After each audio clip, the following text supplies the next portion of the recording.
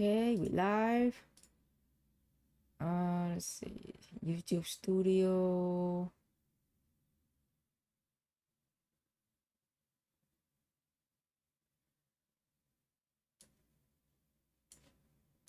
Okay, there's a problem with the YouTube jackbox. I need to refresh it. Hold on.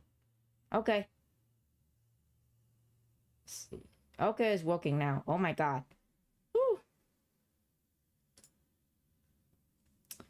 Okay. Turn my YouTube player off. I need to turn this sound on.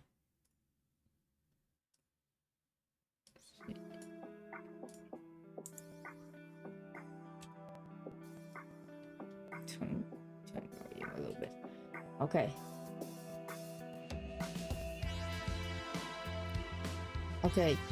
So for those who wondering, for those who noticed that I changing my avatar. I mean, it's still my avatar, but she is wearing female cheap outfit for the Path to Nowhere stream. So yeah.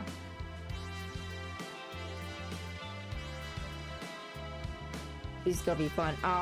So I already did the Hypatia event like a week ago because I was on a 1 week break, and I also have to spend time with my distant relative because it's the first time when from Vietnam to visit in the United States, so I have to spend time with them to showing them around and stuff. So I just spend most of my time playing this new event on offline. So I'll just replay this again on stream for anyone who didn't get a chance to, you know, have time to play it or didn't play the game but also want to know what the heck is going on. So yeah.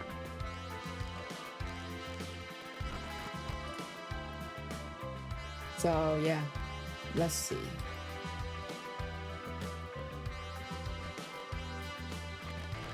Okay, everything's good.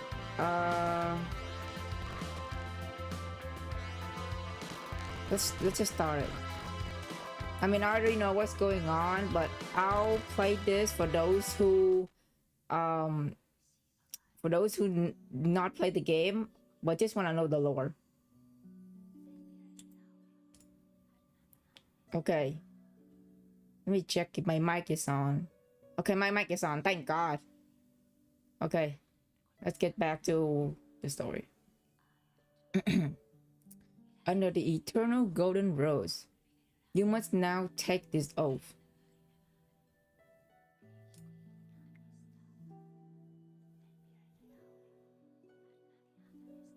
Do you hereby swear that from this day forward, as a child of Fraser, you will dedicate yourself wholly to this city and lead its people toward prosperity? Yes, I swear.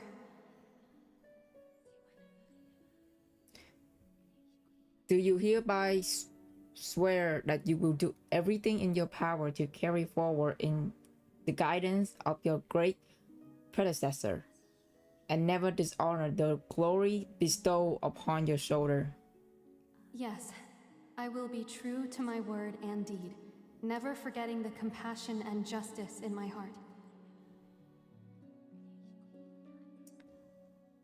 Finally, do you swear before the golden rose that no matter the hardship, whatever the cost, you will never abandon your duty and betray your oath,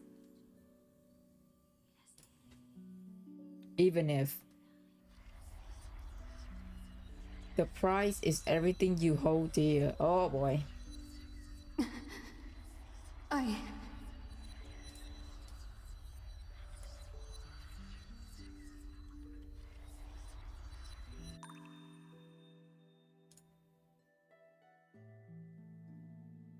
The girls opened her eyes.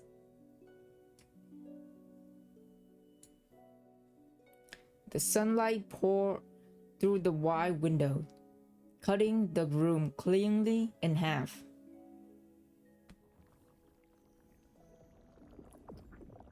She stands beside the operation station. Liquid metal flows silently before her, gradually separating, merging, realigning until it forms an integrated spiral.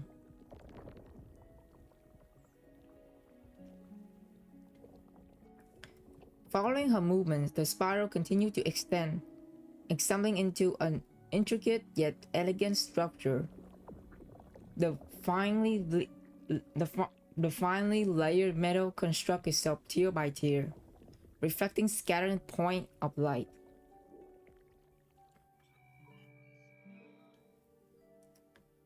The metal grove halted. The girl looked towards the communicator on the other side of the room. Take a deep breath and answer the call. Routine report number 8. There she is. The latest shielding device is almost ready for deployment. Currently, material consumption remains higher than projected. We need to continue gathering data to complete the final optimization. However...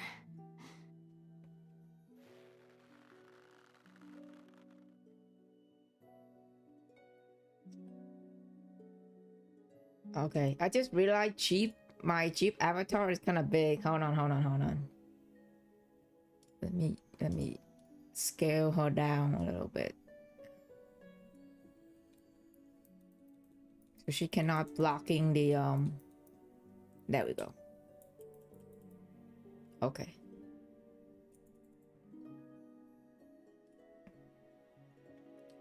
Okay. The girl breathed in deeply, slowly clenching her fist until her fingertip dig into her palm. Light streamed through the floor to ceiling window, but failed to reach where she stands. Regarding the calamity beyond the city walls, that thing has been acting up more and more frequently. This city continues to restrict hypercube exports, and now there are many injured people within our city. Our equipment and supplies aren't sufficient for long-term resistance against it. If we could secure support from the family, our progress would certainly be more promising. Besides, things in this city... Hypatia. The girl is interrupted. She lifted her head as the cold light pulsed from the top of the communicator before her.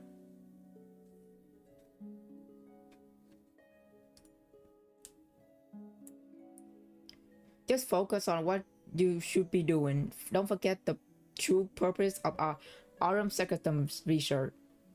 Yes, I understand. The communications crystal flashed a few more times before going completely out. The room falls silent, leaving only the sound of the girl suppressing breathing.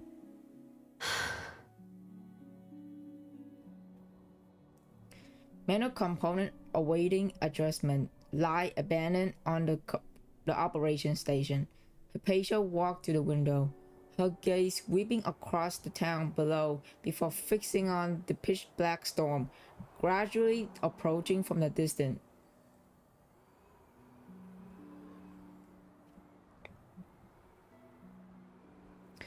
Black sand filled the sky as mania howls through the wind, swallowing every existence caught in its path. It loomed overhead like an eternal curtain of chaos, never to withdraw. Still, sudden an incongruous bright spot appeared in the darkness. Huh? What is that? Oh, I wonder who is that? I wonder who is it? At the center of the storm, the tiny spot of light grew increasingly visible, drawing closer and closer, and then... Who is it? And the girl chasing desperately behind the car. The car grimaced in terror, her shriek cutting through the air. It's a girl Hella, yup! Wait for me! Let me get on first! Our daughter, our beloved daughter is back. Oh man. Next chapter we go. Sand howls and engines roar. The Legion vehicle bows ahead with the room at full speed, its body covered in scratches and its roof completely torn off.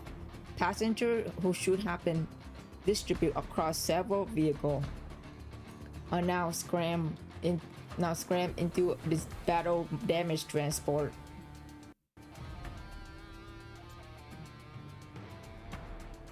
Someone in the car leans out dangerously to shout at the girl sprinting desperately behind. Hella, faster! That thing behind you is literally going to bite your ass. Help! Help! Help! Cut the crap and just pull me up already! Ah! Hella legs pumps like piston until finally, with one desperate leap, she grabs the outstretched hand and gets yanked aboard shakily. Everyone, hold tight. I'm speeding up. Yes, a girl horror. Everyone hotel. Oh, okay. She already read that line. The next instant, the vehicle swerves sharply around the broken rock, nearly throwing Hela off the edge where she perched. But the turn also gives her a perfect view of their pursuer in all its terrifying glory.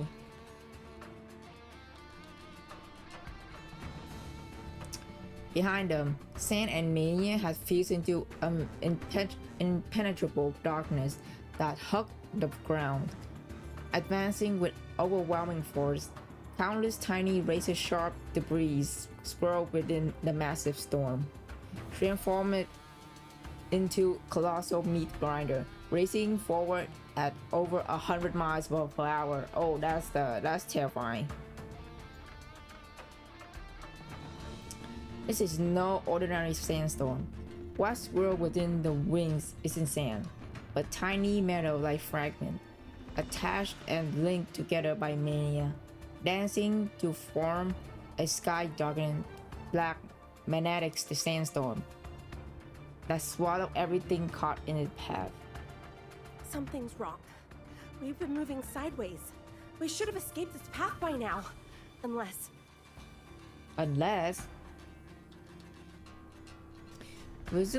Visibly on the side of the car plummet as the black sand closing on the Legion.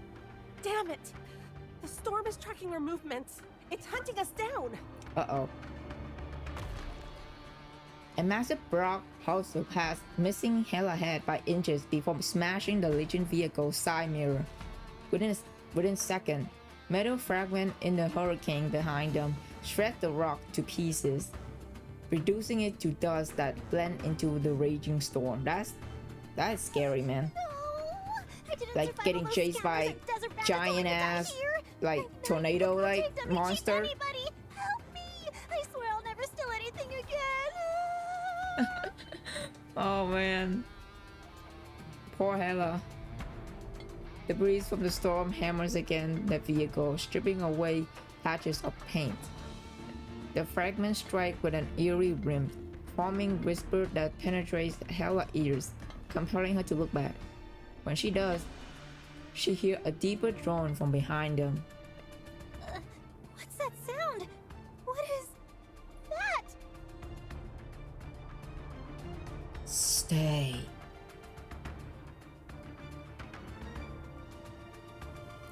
The entire vehicle strained forward in a desperate attempt to break free. Only Hela is looking back, witnessing the dense black shadow lurking at the heart of the magnetic storm. Stay. Stay here with us.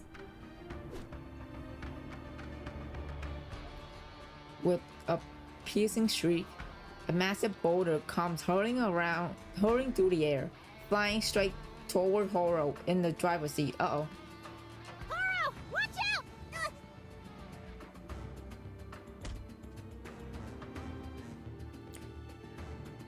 Hela collapsed limply on top of Horo. She pushed Horo away but couldn't dodge the boulder herself. Hela? That's not good. She has no time to check on Hella and slam down on the accelerator. The engine let out a dying roar, but that dark shadow is still slowly closing in on their vehicle.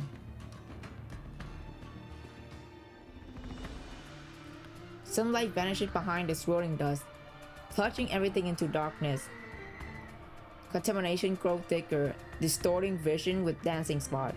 The tapping sound transformed from whisper into a piercing shriek that stabbed painfully at the eardrum until... Oh! The heavy darkness is cut open. The light suddenly bursts forth. Into view comes a massive metal device of bizarre design. Mounted at the center of a small sandboat, is radiating a soft golden glow that drives back both the storm and contamination. Several figures in black robes operate the device. Their faces impossible to discern. They rotate the instrument, aiming directly at the dark shadow at the center of the magnetic storm.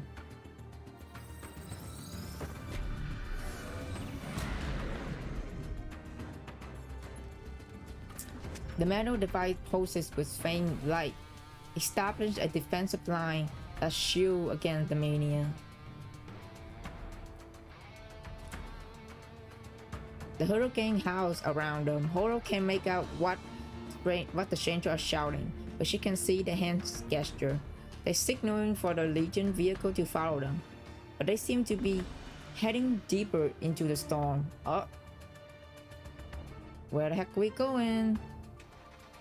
Horo grits her teeth and stamps her foot, then slams down on the accelerator to follow them, trailing the small sandboat into a narrow crevice at the base of the rock face.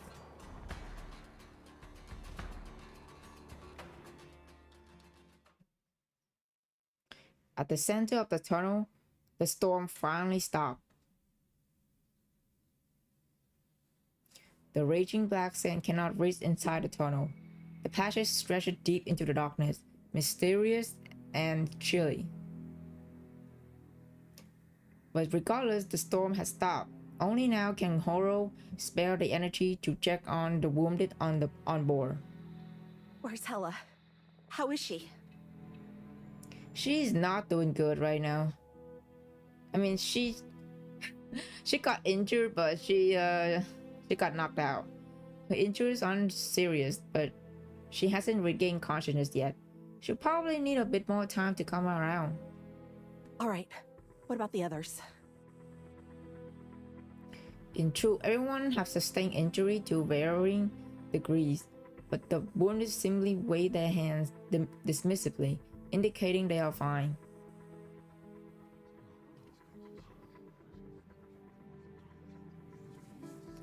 In the distance, the sandboat gradually comes to a stop. The black robed figure on board huddle together, muttering unintelligibly amongst themselves. They repeatedly glance toward the Legion vehicle, yet consciously avoid approaching immediately. Uh-oh. They really hate the Legion, huh? The Legion. Oh man. The mysterious group isn't made up of fighters. Their combat ability and tactical awareness are only average, but the strange metal device of theirs can resist mania almost as well as hypercubes do. Furthermore, the black magnetic sandstorm out there was also extremely unusual.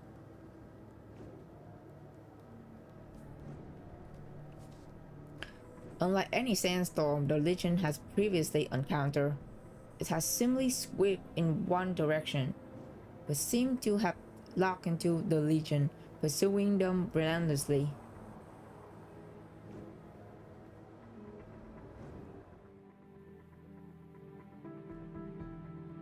Could this extraordinary phenomenon be connected to the inheritors? Oh, we're going back to the inheritance plot line. This photograph was recovered from the wreckage of a white sand merchant caravan. The place was already wrecked when the region arrived. Horo discovered a blue-stained envelope hidden in a secret compartment among the cargo, which contained this photograph.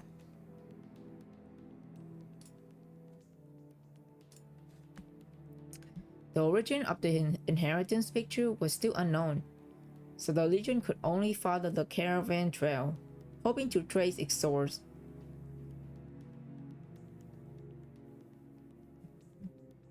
Eventually, that destination pointed to the outskirts of Fraser, a small settlement so obscure it wasn't even marked on any maps. So it's like an isolated place, I think. Perhaps what she's been searching for all this time is right here. Meanwhile, the row figures seem to have finished their discussion, and one of them approached the Legion vehicle. He speaks at length, but Horo can't understand a single word. It's the dialect of a foreign race from White Sand.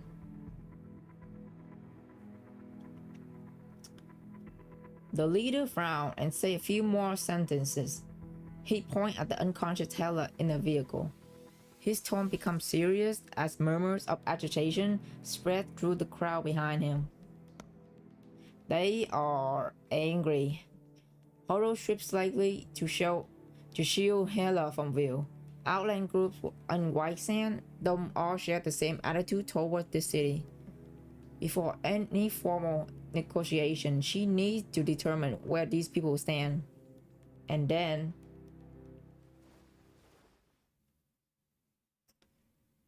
a weak groan comes from behind.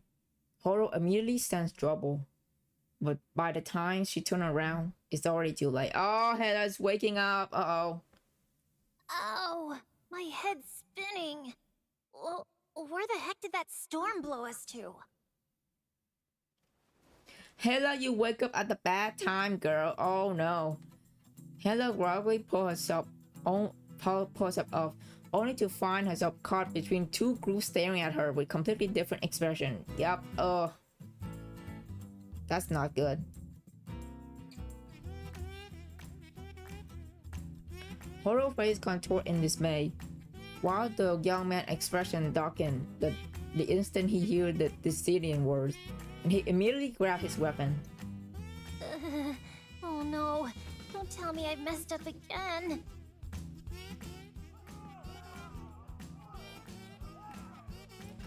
The rough figure erupted into chaos, shouting in their unintelligible language as they charged forward. You're from this city! Spies! Take this! Oh god.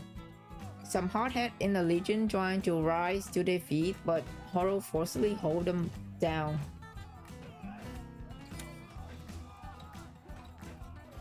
The situation is still unclear. The inheritance is missing, and we still need to investigate the new weapon. This isn't the time for conflict. We can't all be captured. At least one of us needs to remain free. Is it Hela? Yup. Someone can infiltrate the enemy camp and gain their acceptance. With a swift motion, Horo grabbed Hela and shoved her off the vehicle, sending her tumbling directly into the group of roped figures behind. Useless trash! Always running your mouth and ruining our plans. Should have sold you to this city a long time ago. Here comes their perfect plan. Their eyes meet, and Hela immediately understands Horo's plan. Yup. You, shut it, you filthy human trafficker! She forced me into all this! Please help me!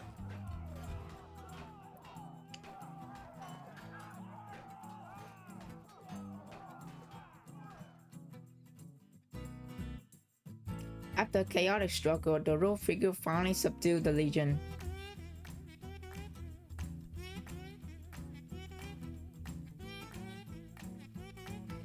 They sure do everything in the vehicle, not sparing even the Legionnaire personal belongings.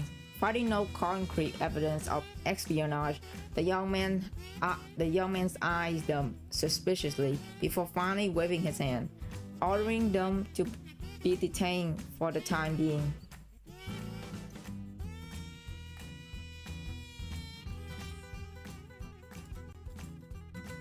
As for Hela, who rebelled against her companion,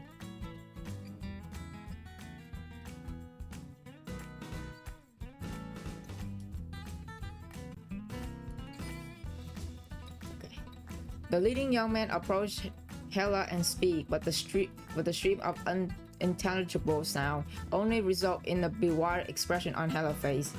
Scratching his head, the youth opened his mouth again, now speaking in Decidian with a peculiar accent. My words, do you understand? Are you with them? No, no, no! I was kidnapped by them! Absolutely not with them! They bad, me good! Oh man. Good old Hela. The youth translate Hela's words to his companion, triggering another wave of collective outrage. Oh. So, they tricked you into coming with them? Do you know where your home is? Do you have somewhere to go back to? Am I supposed to have one? Hela steals a glance at Horo, who shakes her head in response. No, I don't anymore! They were planning to sell me to some unknown town real far away. I don't remember the way back. Even if I wanted to return, I couldn't anymore. After hearing this, the youth glares at the Legionnaire with righteous fury, then pull Hela protectively to his side. Bastards from this city. Don't worry, you're safe now. Come on, you can come home with us.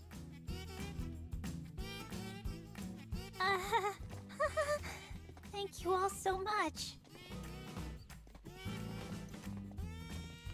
The suspicious spy have tied up while Hela, the damsel in distress, receive an enthusiastic welcome as they escort her deeper into the passage.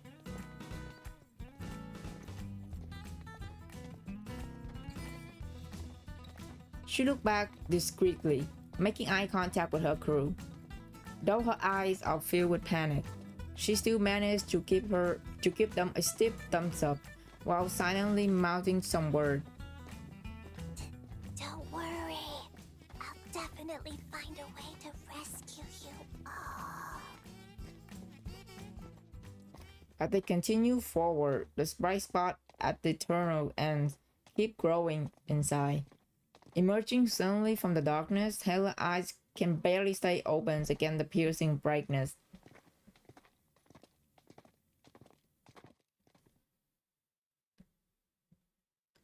While Hela opened her eyes, the first thing she sees are beams of light cascading from above, and at the edge of her vision, a figure with overwhelming presence.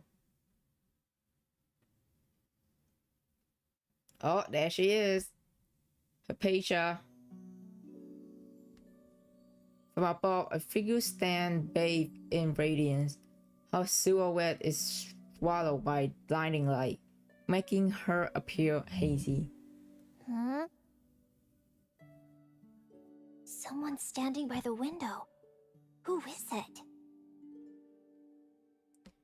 From a distance, Hela seemed to lock eyes with the figure.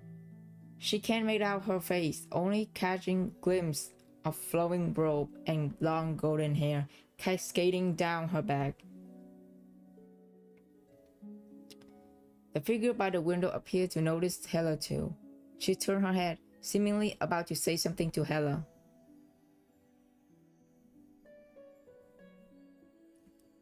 But her voice is still blurred out by the distance, dissolving into the light.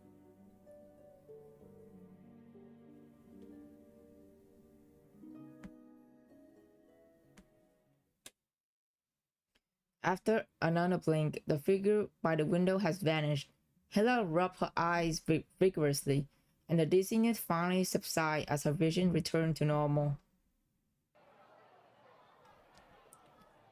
And before her stretched a scene entirely different from what she witnessed moment ago.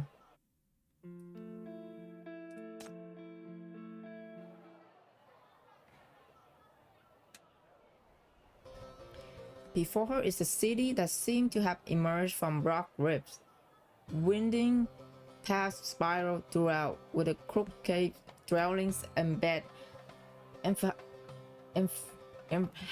haphazardly on the rock faces.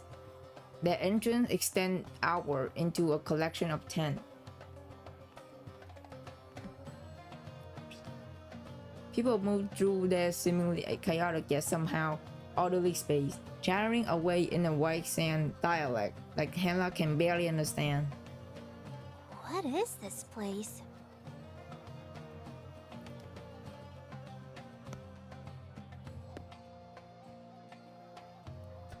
The young boy walked up to Hela, spreading his arm with a grin as he proudly announced. Welcome to the safest place in all of White Sands. Führer, the city born out of rock rifts. Führer.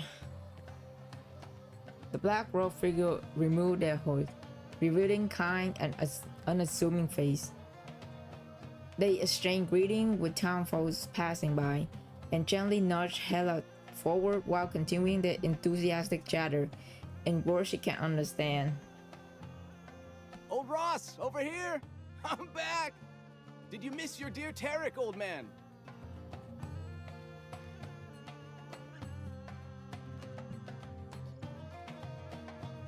The dark-skinned youth's voice boomed across the distance, catching the attention of a man over 10 meters away.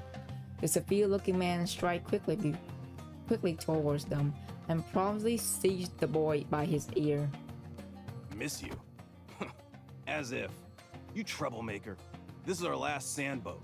If you wreck it, where are we supposed to get another one, huh?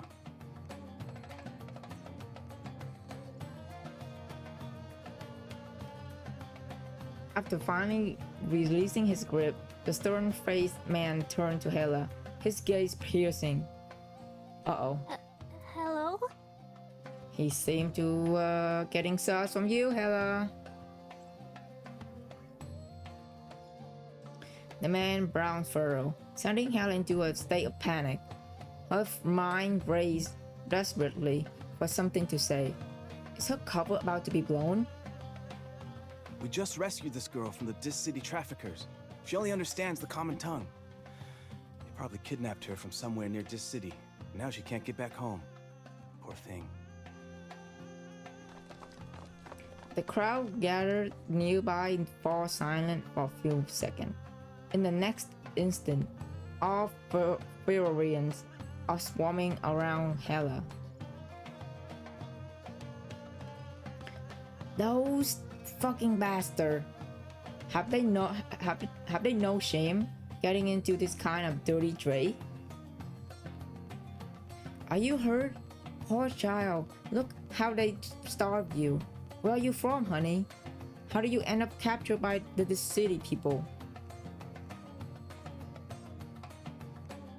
Their speech is a mixture of white sand dialect and heavily accents Disian.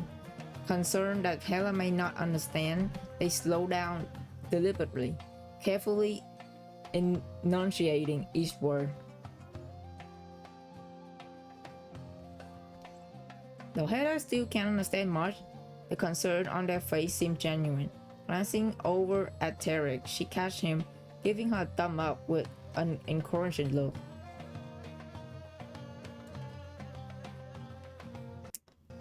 But she can't mention the city or the NPCC, and she needs these people to believe her.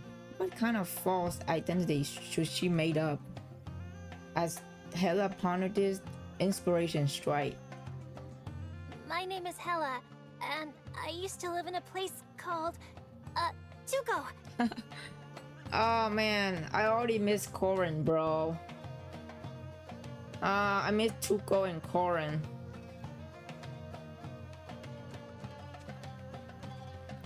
As they say, the first step is always the hardest.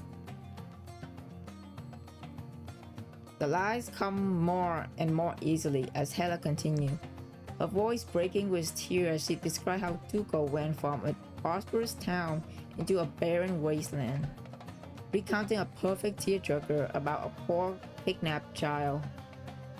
It was just a tiny town not far from this city, but life was decent enough.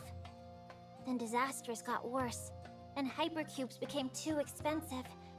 When we couldn't pay our debts, those Dis City thugs kidnapped all of us to sell for profit. Thank you all so much. If you hadn't saved Girl, me, you're acting. who Oh knows my where they god. would have sold me off to.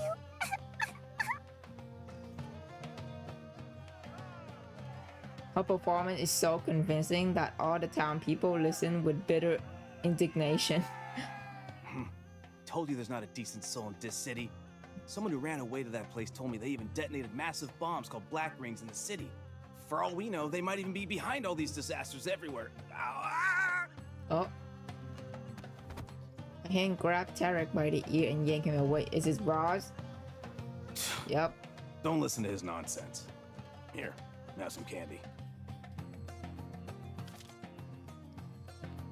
The man produced some coarse brown sugar wrapped in a wrinkled piece of oil paper.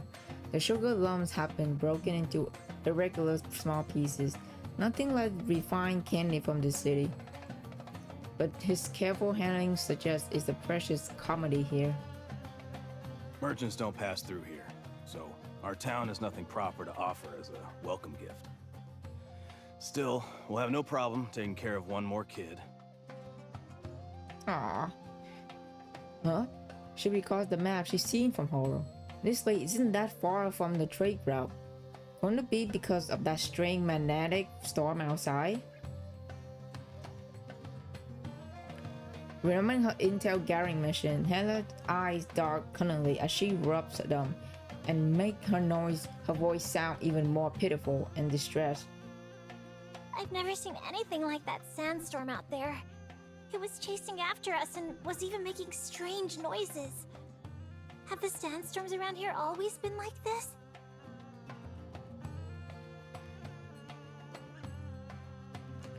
The Furorians exchange glances with each other and sign. I suppose so.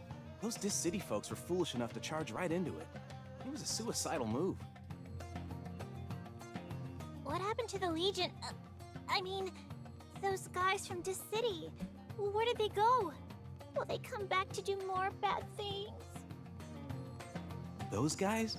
They're probably taken underground. There's a special place down there where bad people get locked up.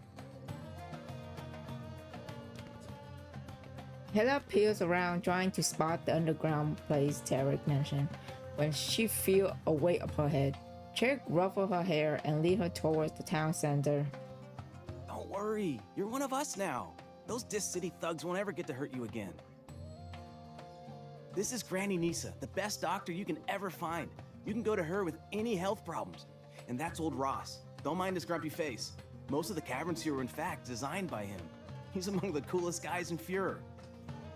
And he's hot. And there's little curly-haired Zaid over there, always waving those raggedy cards around. Feel free to mess with him a bit if you ever find yourself bored. Promise you it's fun. In Hela's eyes, those are merely some card prints with a colorful pattern. Nothing like the real stuff she's seen before. Stop laughing! And they're not raggedy. These are real tarot cards, and they're very valuable. Eager to prove his fortune-telling skill, Zaid pulled a card from his deck. It showed a crude drawing of something tall and skinny with an distinguishable shape. Zaid explained that this is the symbol of possibly a long loaf of bread.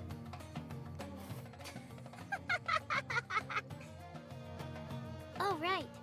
I saw someone earlier standing by a window up there. She seemed different from everyone else. Is she a Furorian too? Oh, you're talking about Hypatia from the lab. Who's that? Hypatia. At the mention of Hypatia's name, Zay immediately rushed it over, throwing his arm up and stretching them wide to form an enormous circle. Deisha always comes down to play with us, and she brings me snacks every time. She's the most super duper nicest person ever! Indeed. She helped us build our town and kept us fed. If it weren't for the Campbells, The Fewer might Campbells. still be nothing more than a shabby shelter today. So, for those who don't know, Irene, her last name is Campbell. So we only know her, and I only know her, like one member of the Campbell's family. But now we also know about Hypatia Campbell's too. So I'm glad that they dig into the Campbell families now, because I want to know more about them. Like, they shady and stuff, but I want to know more about them. Like, what the heck are they up to, you know? Campbell's. Are they, what? Are they talking about that girl?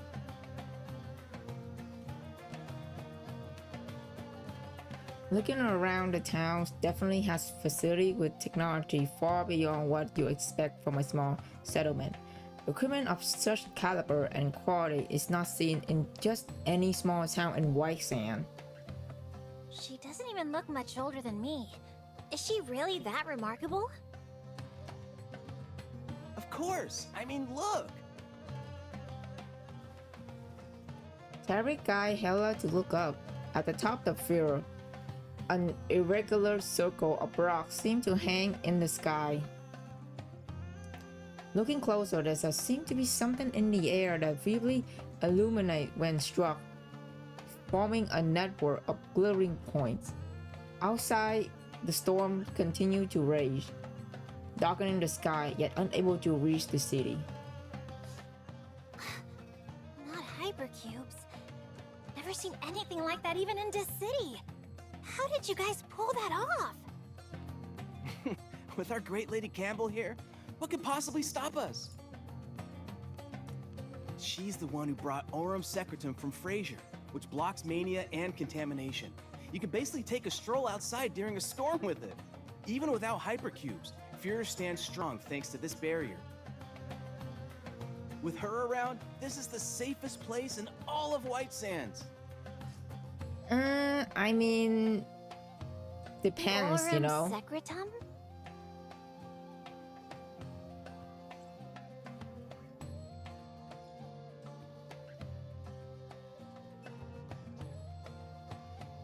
Terry continued to enthusiastically, but Hella's attention has been caught by something else he mentioned.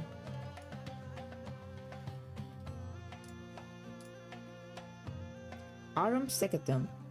It was probably what saved us. If this stuff is really that powerful, then So, what does this Aurum something look like anyway? Can we use it too? Aurum something. Oh man, that would change Hella. Terry thumbs his own chest proudly and run back to the sandboat they arrived on, unloading an oddly shaped metal device from the cabin. He pressed something on the device, and with a soft humming sound, it slowly rotated and unfolded, emitting the same fluorescent glow as the barrier. Whoa! It's actually the real deal! Ideas stopped popping to her head. The Aurum Secretum right here. Should I make a move now? No. Too many pairs of eyes. I still need to find a way to rescue Horo. But if I miss this chance, who knows when I get my hand on this precious stuff again. Though production is still low now, someday it'll replace hypercubes throughout White Sands. And then we won't have to fear Dis City attacking us again. With Aurum Secretum in our hands, who knows? We might even beat them. Attack again? Wait, what do you mean this city attacking again? Uh-oh. Speaking of timing, yikes. The city alarms suddenly go off. Oh crap! Don't tell me someone's actually attacking! No, that's not it. A shattering sound from a high above. Hela looked up in horror, just in time to see a crack spreading in the one solid defensive barrier. The next moment, a sharp claw teared through the barrier. Sandy Wing and Mania rushed into the city. Watch out! Something's breaking through!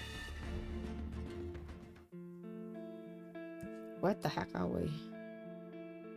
Okay, we're on what to? Sand beasts and corruptors crawl through the crack in the barrier, wreaking havoc on the city infrastructure. Scream, wails, and monstrous howl has replaced the bustling piece of daily life, transforming fear into a battlefield in an instant.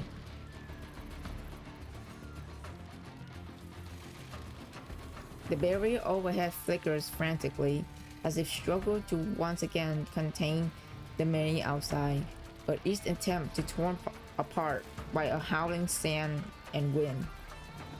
No way! We can't fight these things! Run! Wait, what? Hela turned around, shocked to see that most of the residents isn't retreating.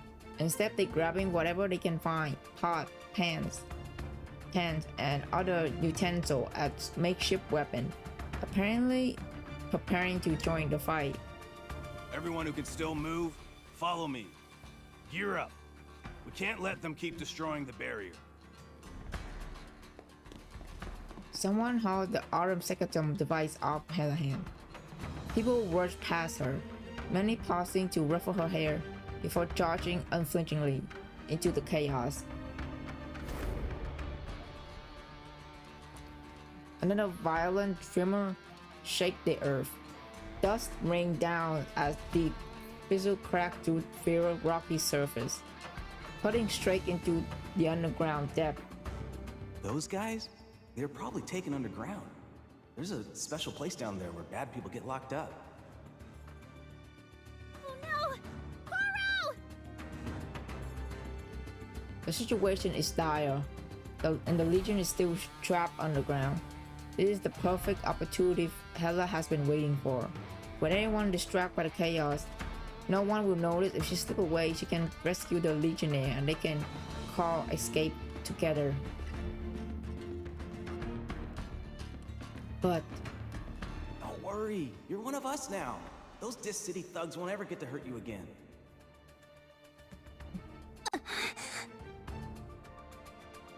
Sorry, but my friends are waiting for me. I have to go now! scream and sob echoed throughout the city, squeezing her eyes shut in anguish and gritting her teeth. Hela ran towards the underground cell with her head down. The ground shook violently once again.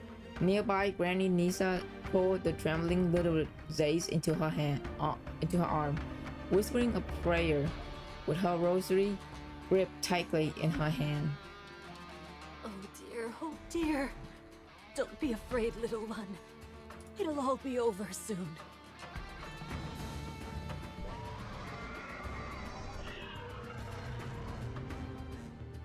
Several sand beasts break through the defense, riding the sandy winds. Hearing the child cry, they turn and charge towards the pair.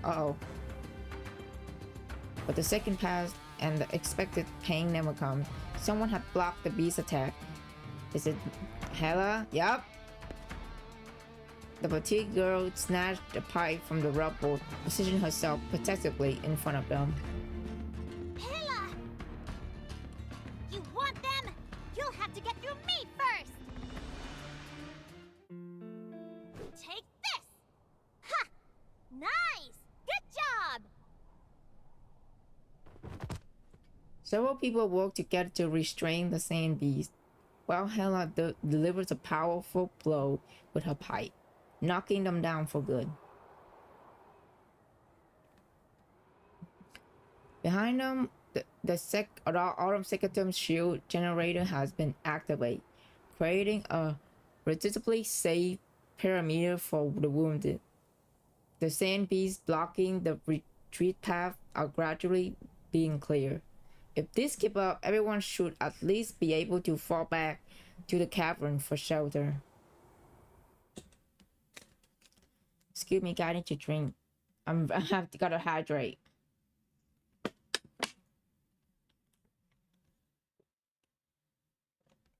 Okay.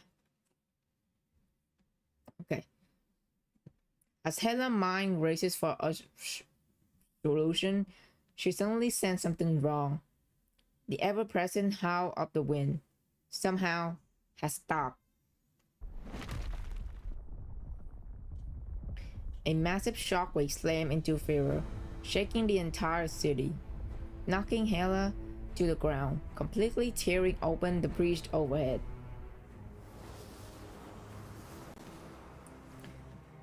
The next moment, a vast torrent of black sand poured into Pharaoh, plot out the sky and sunlight.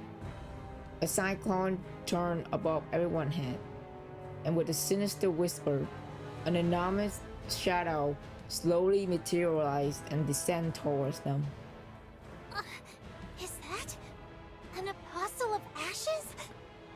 Yep. And that doesn't sound good. Hey!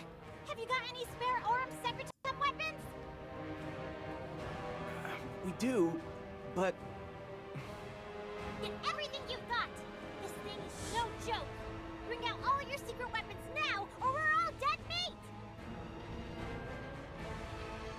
The townie frantically hauled out Aurum Secretum cannon. Unlike the intricate shield generator, this weapon is just one smooth barrel with a mysterious crystal embedded in its base. Hela has no time to notice the great expression on their faces. She simply urged them to work together to fire the cannon.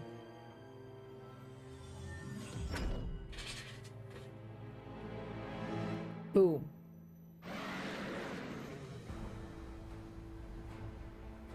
The massive recoil knocked Hela to the ground. A huge hole is blasted through the apostle form, but the gap doesn't last long before it's being filled by black particles swirling in the wind. It's self-repairing!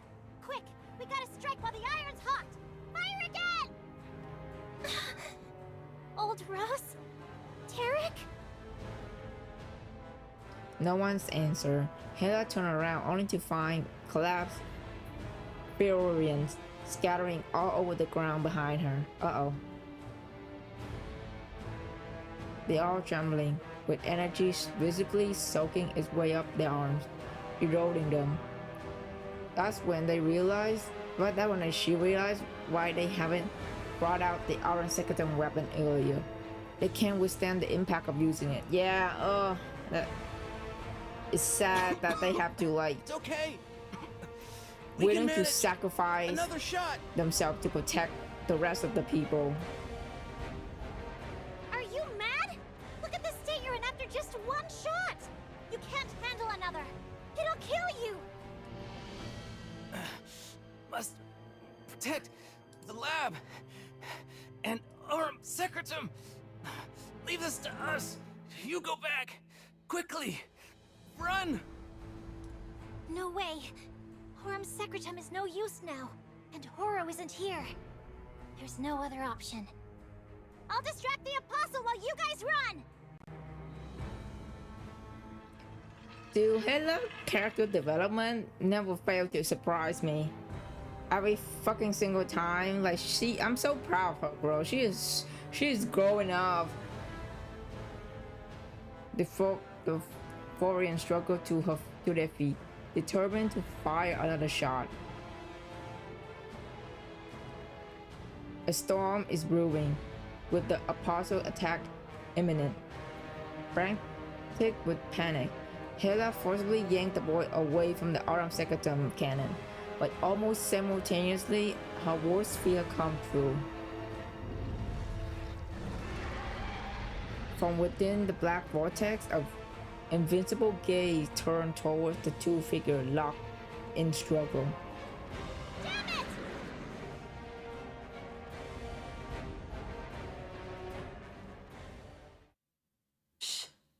Don't move.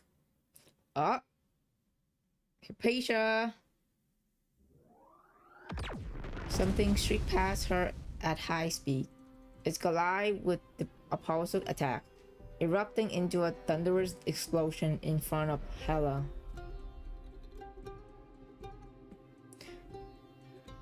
There she is. One of the Campbell's family members. I still don't know if Hypatia is like one of the sister, like the younger sister of Irene. I have no idea. Hopefully they explain more in the future.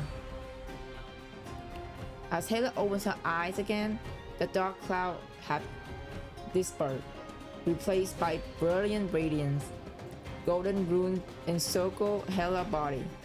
The golden rose insignia on the girl's shoulder unfold petal by petal, transforming into a weapon in her hand. You do not belong here. Formation unfold, completely suppressing the rampaging mania.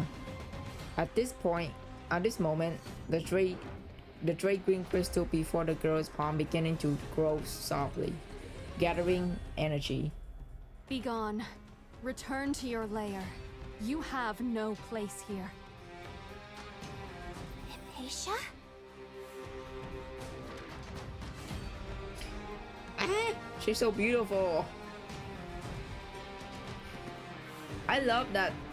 You know, the fact that the Campbell have two different eye color, like every single member, is crazy.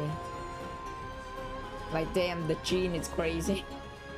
Hearing the voice from her side, the girl turned her gaze toward Hela. You are? The dark silhouette within the magnetic storm grows agitated, emitting a piercing screech as it transformed windborne debris into sharp spikes that hurtled towards the blonde girl standing below. Now, go! Numerous informed figures appear on the rocky wall surrounding Fearer. The Autumn Shekatum device in their hand resonate with the girl's weapon, forming a ring that nearly covered all Fearer.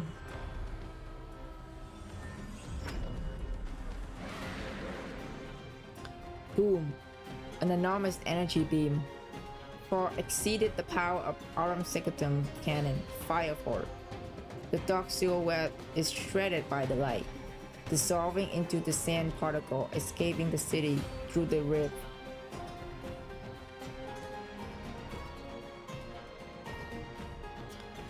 The crisis seemed to have passed.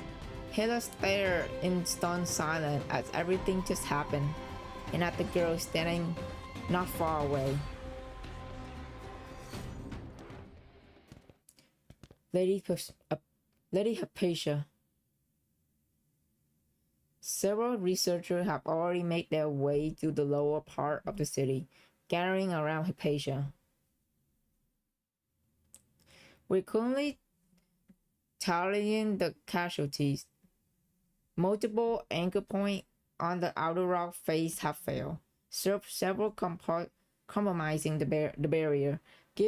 Given how this may affect our ongoing project schedule, we should mobilize the whole city to prioritize repairing the barrier.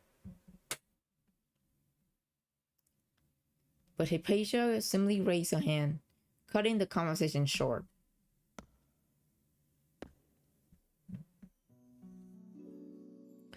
She approached an injured person lying among the rubble, gruesome wounds over the victim bodies, with infection spread across the right arm, from the right across the entire chest. Despite trying to cover her mouth, the woman can't suppress the broken gasps sprouting from her lungs. Careful. Easy now. Don't move. You're injured.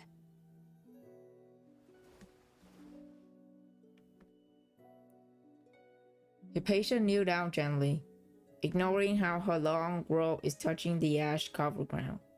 She carefully placed her hand over the wound on the injured woman's right arm, emitting a soft blue light.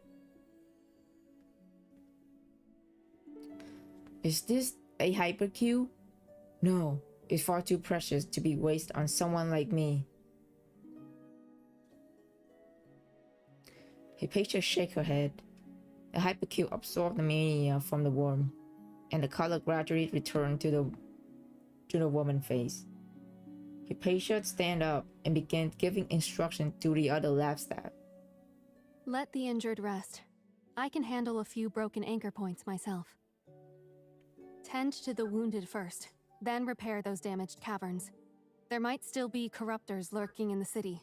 Search thoroughly and eliminate every last one. The crowd stirred and swarmed around Hypatia to express their gratitude. Hela stands transfixed, staring at the slender girl not far from her. Though the crisis have subsided with the Apostle of Ashes retreat, her heart still pounds violently in her ear. That was her first time seeing Aurum Secretum in its full glory. Intricate and powerful, the Campbell hair completely dominated the Apostle, driving it away from the overwhelming force. Now that the metallic hovering weapon is resting on Hypatia's chest again, transformed back into an exquisite shoulder insignia. That Campbell girl is truly something. If I got my hand on Aurum Secretum, could I become that powerful too someday? Lost in these thoughts, Hannah looked up suddenly to find herself making direct eye contact with the girl at the center of the crowd. Oh. Oh crap! I was supposed to slip away while they were distracted!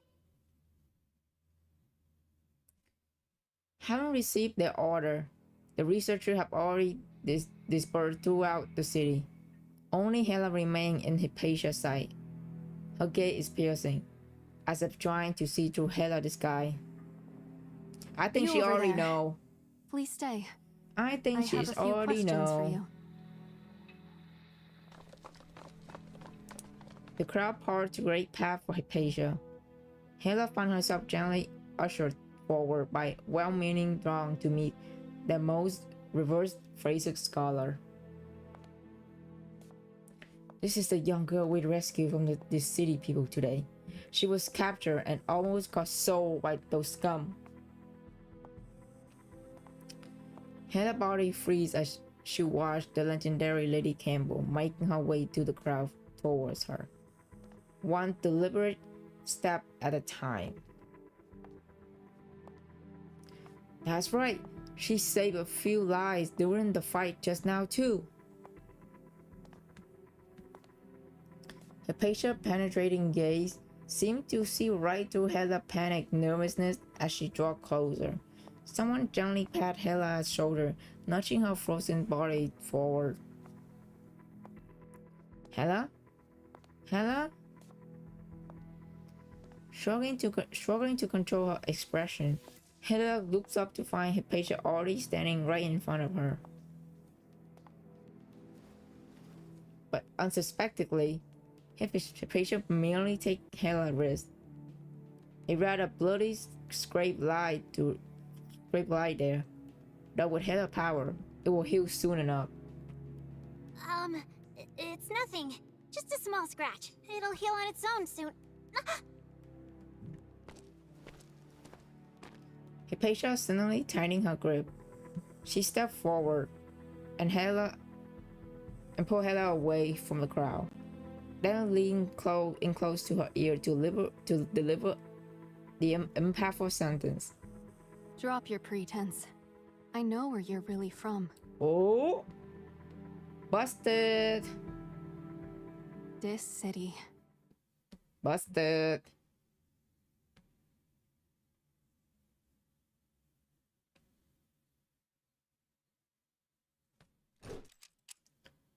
A crowbar shoot out at an angle, followed immediately by a young girl in a Legionnaire uniform. The prison gate has already been grabbed but warped from the earlier attack, allowing her to pry open the lock with minimal effort.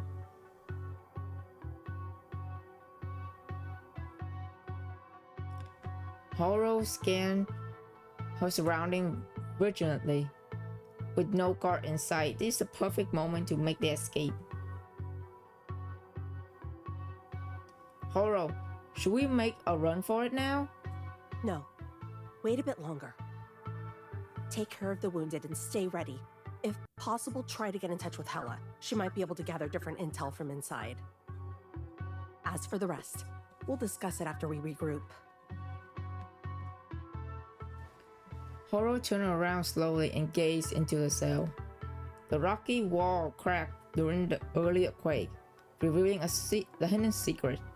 There's like a concealed passage with a long stone stairway descending into darkness.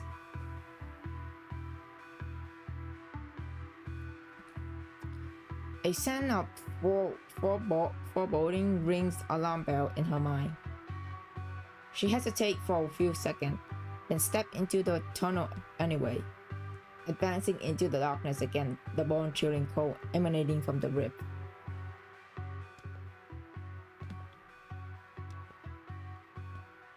The last time she ventured underground, her family was still by her side. But this time, she entirely alone.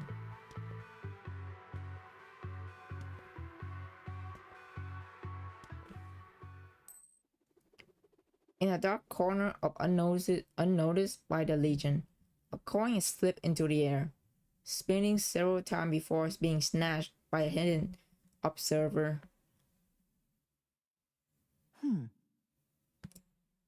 Is it Lysandra?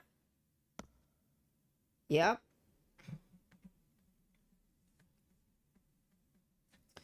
The woman emerged from the shadow, gazing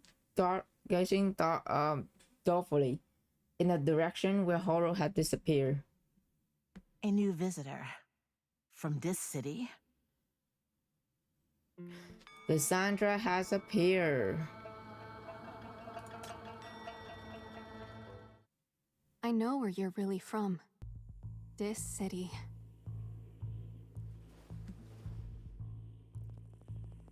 The girl filmed finger around Hela's arms are ice cold. Me? From this city? Are you kidding? Those thugs in black are my enemies. You know, I won't even hesitate to kill them if I ever get a chance. Our cover is blown.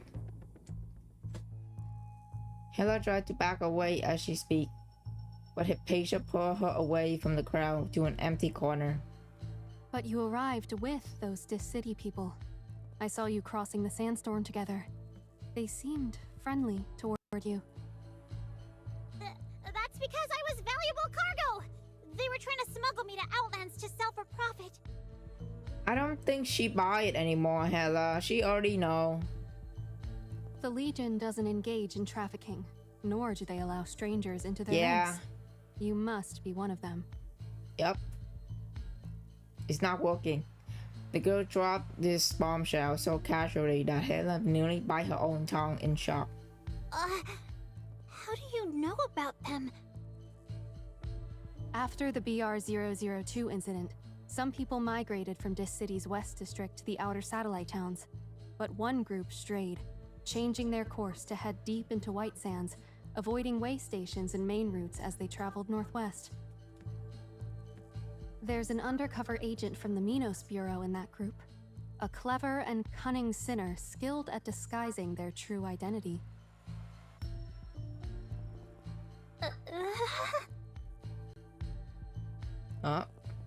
No way. She know about all that too? Hela tried to back away, but the blonde girl closed in again, gripping her hand even tighter until it began to hurt. There's something only you guys can do. I'll release your friends, but in exchange,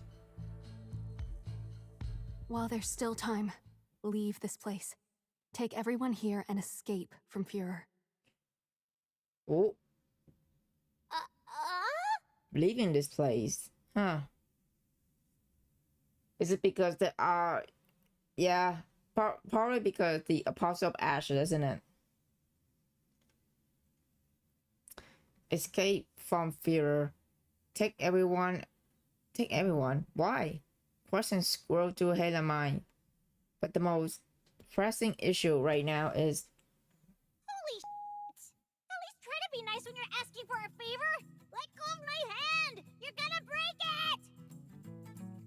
Oh. I'm sorry. Enough! Let go! I won't run away! Just finish what you were saying! she hesitates, losing her grip, but then clutched Hela's hand firmly again as if afraid she might escape. This time her hold is in painful, just resolute. Hela tried to pull away, but has to reluctantly give up when she can't free herself. What's going on with Führer? Why do you want me to evacuate the town? And what about that Apostle of Ashes? Weren't you able to destroy it? With that something thingy you have? No, it's not that simple.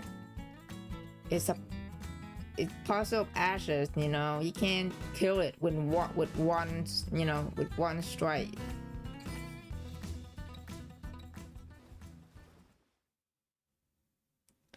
Hypatia lowered her gaze slightly and gently shake her head.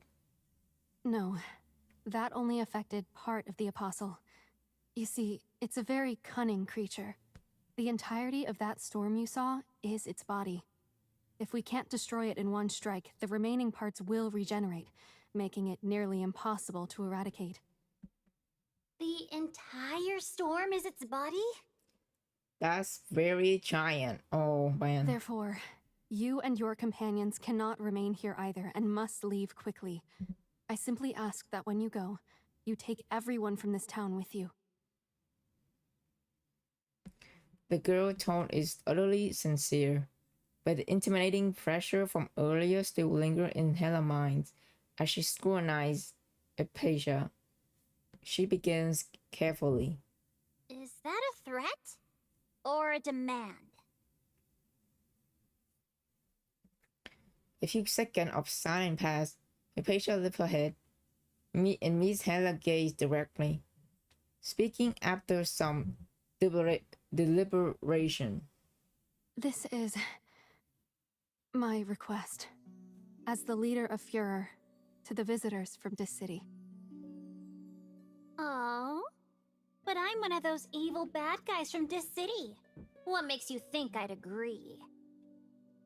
I have heard from my sources.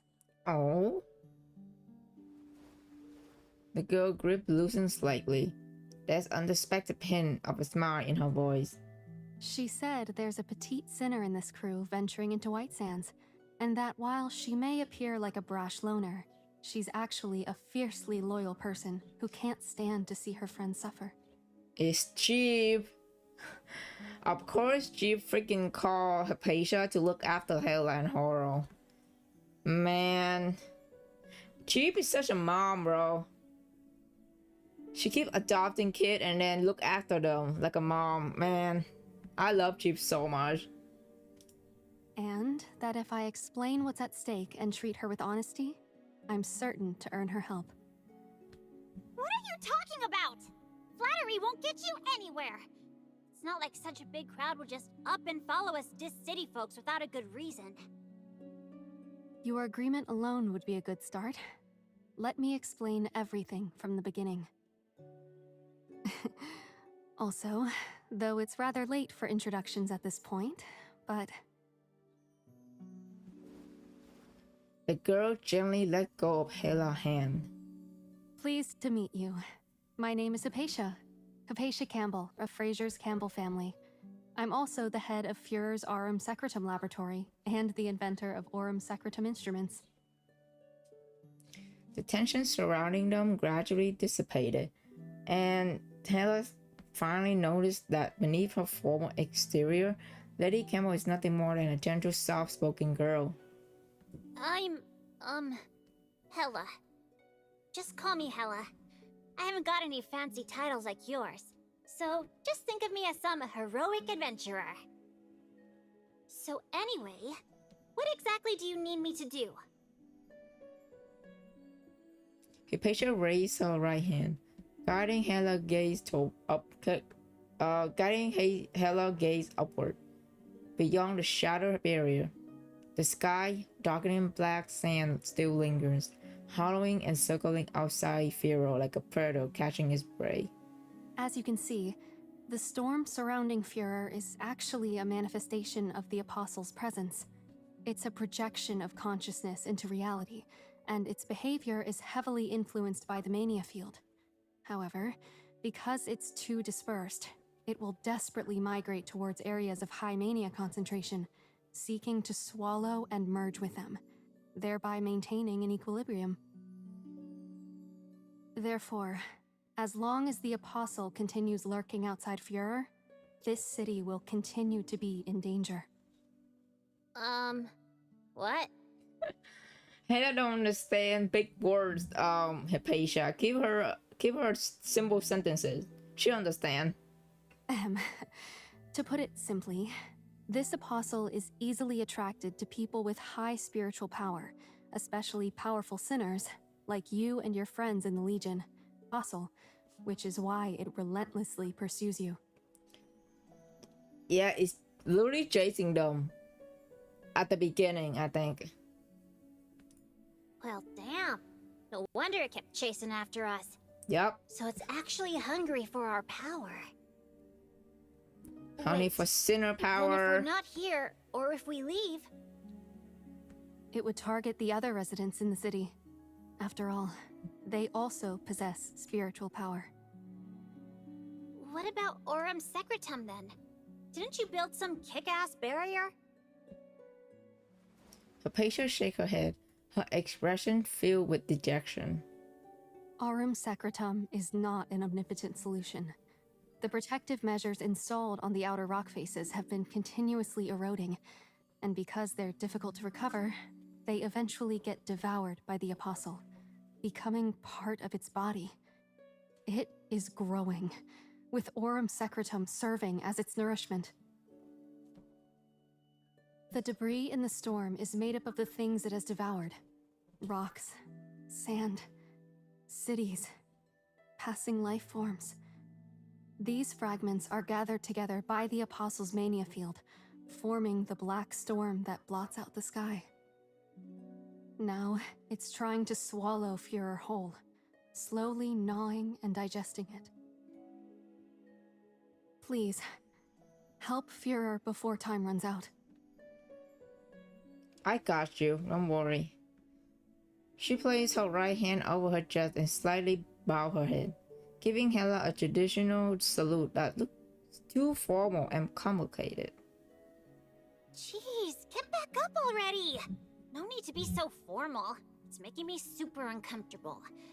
I never said I wouldn't help. I just don't understand what's going on here.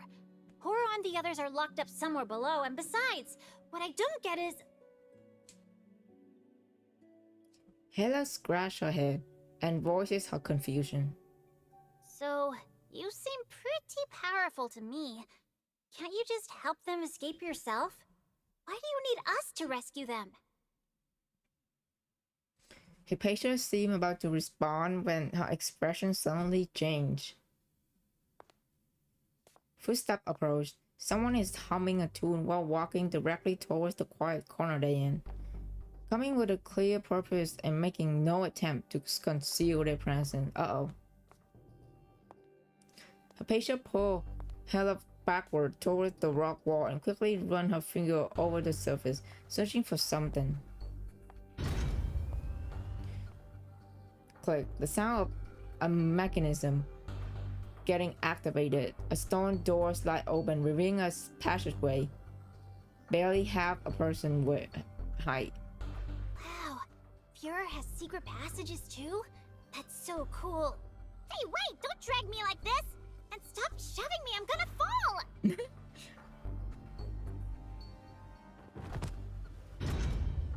The blonde girl forcibly shoved Hella into the secret passage. In an instant, the stone door closed, plunging the cave into darkness. Only faint ray of light filtered through the filled air hole. Hypatia! What are you doing? Shh! Quiet! Quiet, Hella! Oh my god, you're gonna get the cover blow again. Come on. Hypatia's harsh voice filtered through the air hole. Shh. Be quiet. Yeah! Don't say a word. Be quiet, Hella. You're gonna get caught again. The light dimmed at the person outside blocked part of the opening. Despite this, Hella can resist edging forward to peer through one of the remaining holes.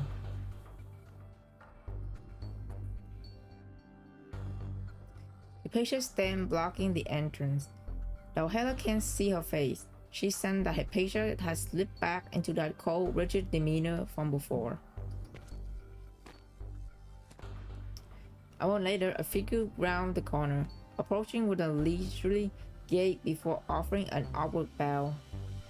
Campbell Messenger Senex at your service. Oh, It's been a Senate. while, my lady. Wow. I just visited your residence, but your servants informed me you had gone out. You've led me on quite a chase. If you needed a diversion, surely you could have chosen somewhere less squalid? Evil woman in this game is so hard, bro. Oh my god.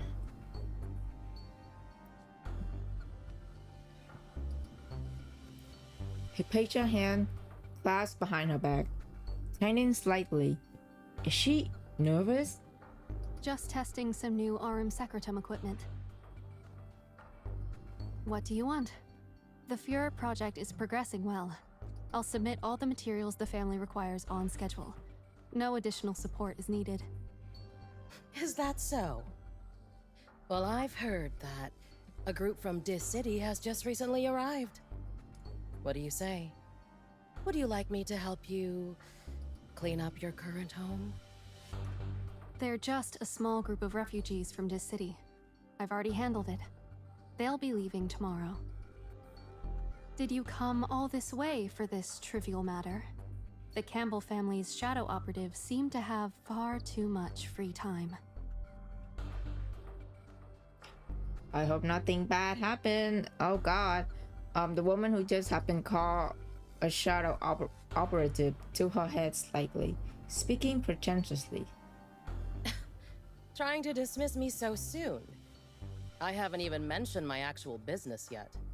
Regarding the proposal you submitted previously, a special someone has sent me to personally deliver the family's decision. Of course, Special I'm someone. well aware of your exceptional competence, my lady. No petty thief could ever escape your notice. But with research as important as yours, someone needs to come specifically to help clear away troubles and solve problems. For instance, catching little mice that love to eavesdrop. Uh-oh. That's... Oh, fuck. Oh. Hedda clams her hand over her mouth, desperately fighting back the screams rising in her throat. Oh god. She almost got fucking hit by that Senate axe right there, less than a centimeter from her face. Sinner's blade has struck deep into the rock, barely missed. Hedda almost killed a fucking child. Oh my god, Sinner, chill out.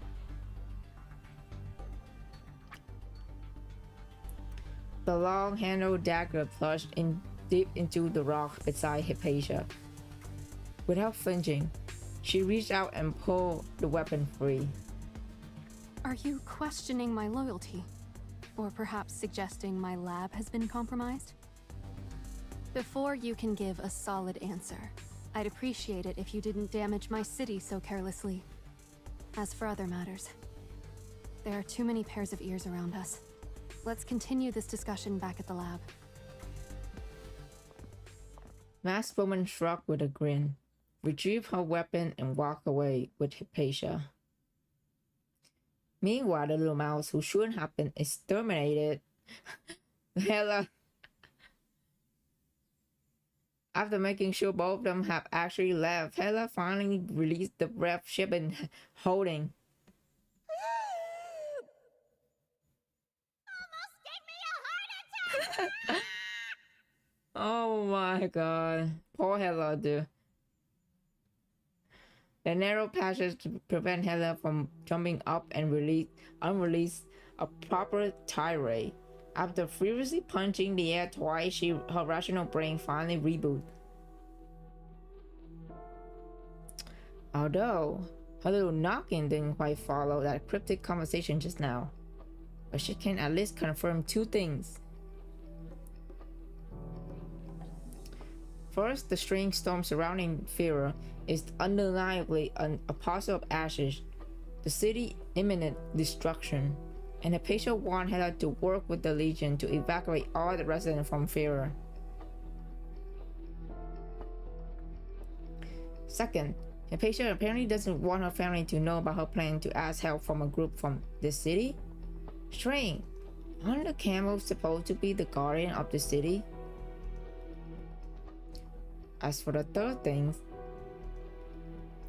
just now when Hypatia confronted Senate, her tone was cold and severe, but Hela could see her hand behind her back. Fingers tightly clenched and slightly trembling. Just like how tense she looked when she exposed Hela's identity. So she was super nervous back then, too. Not one to speak her true feeling. Huh, remind me of someone I know. But wait a second. Where the heck am I anyway? Hela turned around to look at the pitch black dark behind her. Unlike the cramped space where she can barely crouch, the patches behind her seem to stretch far into the darkness. The stone she used to enter the tunnel is now completely sealed. Does this mean her only option is to go deeper inside? You have to climb all the way in there. Like, you have to claw all over there, girl. Come on. Something seemed to be moving in her pocket. Hela reached in and pulled out a strange object. With a fine-pointed tip, it looked like a star, but also resembling a tiny doll. The next moment, the tiny doll activated with a hum of beginning to glow. It jumped down from Hela's palm, slightly tilted its head, and performing an elaborate but familiar ceremonial bow with its short, stumpy limbs.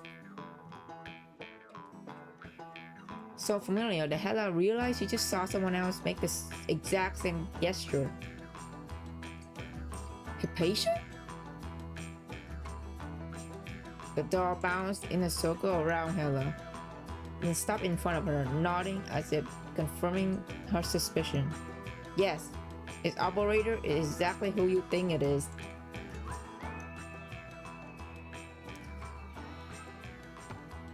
It raised its arm and hopped a few steps into the darkness, and emulate the space ahead. So, you want me to follow you? But it gets narrower up ahead. I'd have to crawl through. Hey, if you're so smart, couldn't you just open up that door for me instead? Please? The doll shook its head, then hopped twice, flashing brighter to emphasize its determination. A cool breeze dripped from the darkness and it soared unknown. Hela swallowed hard. So, I really have to crawl? You have no choice. It's the only way. God, it's freaking remind me of those video where what is it, cave diver doing it? Oh God. The door knocks. It's pointing towards the outside, then dramatically draw a line across its throat before flopping to the ground with the plug playing dead. You? It's not wrong though. If Hela wants answer to all her questions, the best way forward is to follow Hypatia's direction and find her in person. Even it mean being cramped into a duck, having to crawl on her hands and knees. Fine, I get it. Politely hello, give the tiny dog the finger.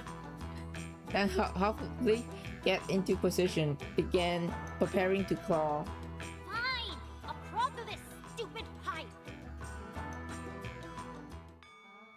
Okay, I have to take a break here. We will right back after a 30-minute break. I have to go eat. I'll see you guys after that, okay?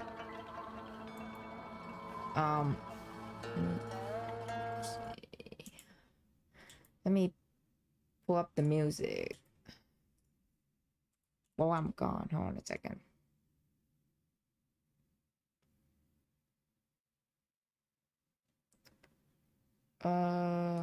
See size.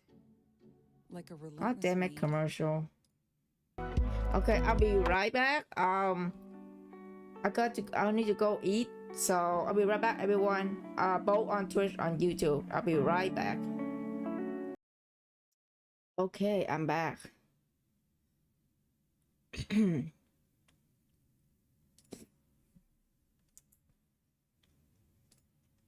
on volume.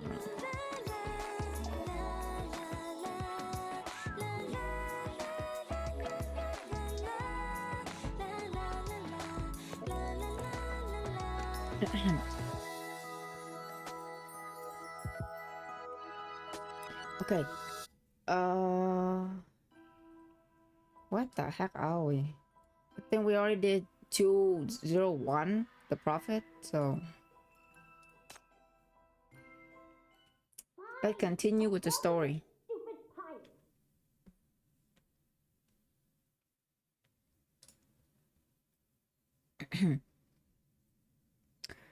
The shouting echoed from far away through the tunnel, faint and indistinct. Hella? Hella? Never heard that name before. Is she your accomplice outside? Whoever picked the voice for Lysandra, they did it right, because that is exactly how I imagined Lysandra sound when I saw her, like her reveal. It's fitting her, the voice fitting her so perfectly. I love it.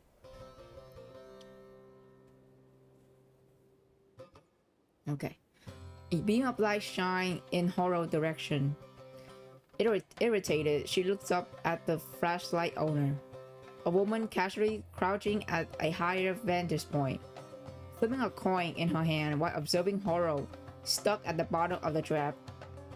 Hello there. You don't look like you're here on vacation. People around here aren't exactly welcoming to folks from this city.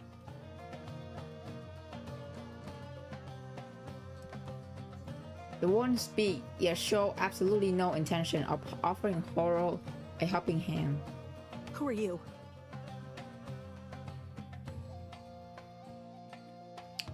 The woman stands high above. In the darkness, Horo can make out her face clearly, but there's something unnervingly calm about her posture. A composure that's feels out of place, as if she already noticed darkness inside out.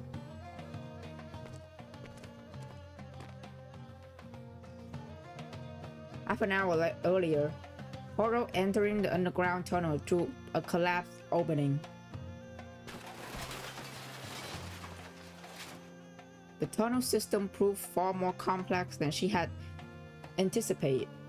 With her supplies confiscated and no flashlight, she was forced to feel her way forward in the darkness, only to accidentally trigger a trap.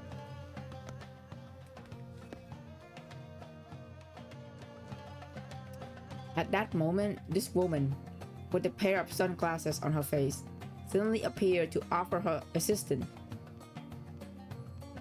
The name is Lysandra, White Sands archaeologist. Just like you and your companions, I'm an ordinary passerby, trapped here by the storm. She looks so much like Lara Croft, bro. I feel like her design is inspired by Tomb Raider. Like she literally like the Path to Nowhere version of Lara Croft. She's so cool. I love it. I love her design so much.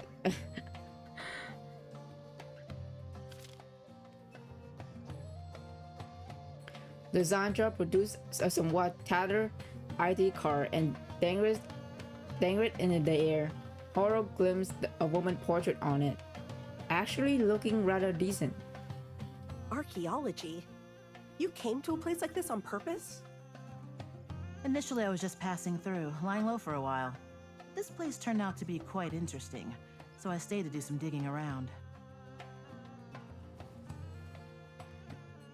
Lysandra shrugged, completely unfazed by the skepticism direct at her.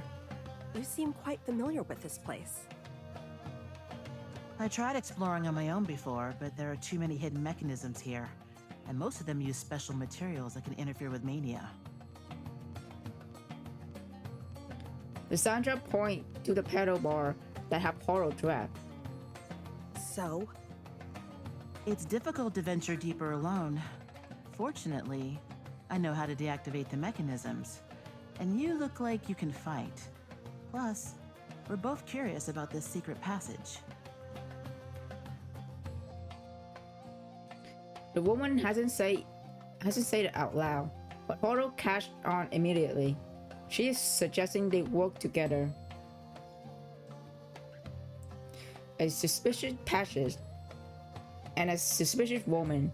The mechanism trapping her isn't impossible to dismantle by force, but with limited knowledge that might trigger additional traps and possibly compromise her investigation. But working with someone just merged out of nowhere? That isn't her style. Just as Horo is about to refuse, an eerie howl echoes from the distance. Her face contoured even further as he noticed how disturbingly unfazed by the sound the woman before her seemed. Now what? Oh, someone keeps a few watchdogs here, specially trained to retrieve devices and clean up the trash. Lysandra makes a casual gesture towards Horo. It is clear that the trash she's referring to is Horo herself.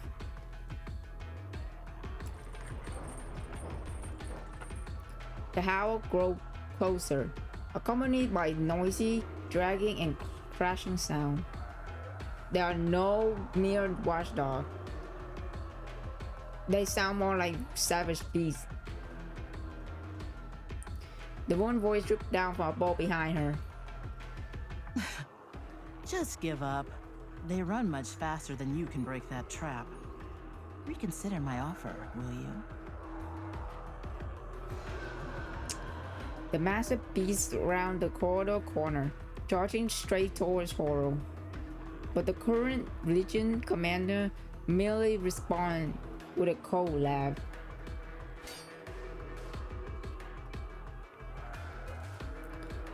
Clang! A dagger appeared out of nowhere. Horo slashed through her restraint and aimed the blade at the beast looming before her. Impressive. You sure you don't need any help, Shrimp? Oh, they're not. She literally cut her short. Oh my god. Don't cut her short. She could get mad. Don't do that. The Lysandra is strolling right now. Horo responds merely with a cold snort. A flash of steel cut through the air. Her action providing all the answer needed.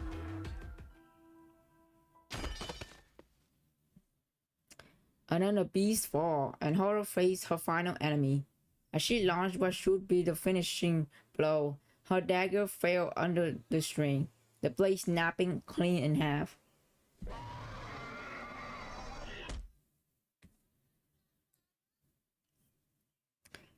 Third, a hammer tied to a rope plummeted from above, striking the beast squarely on the head.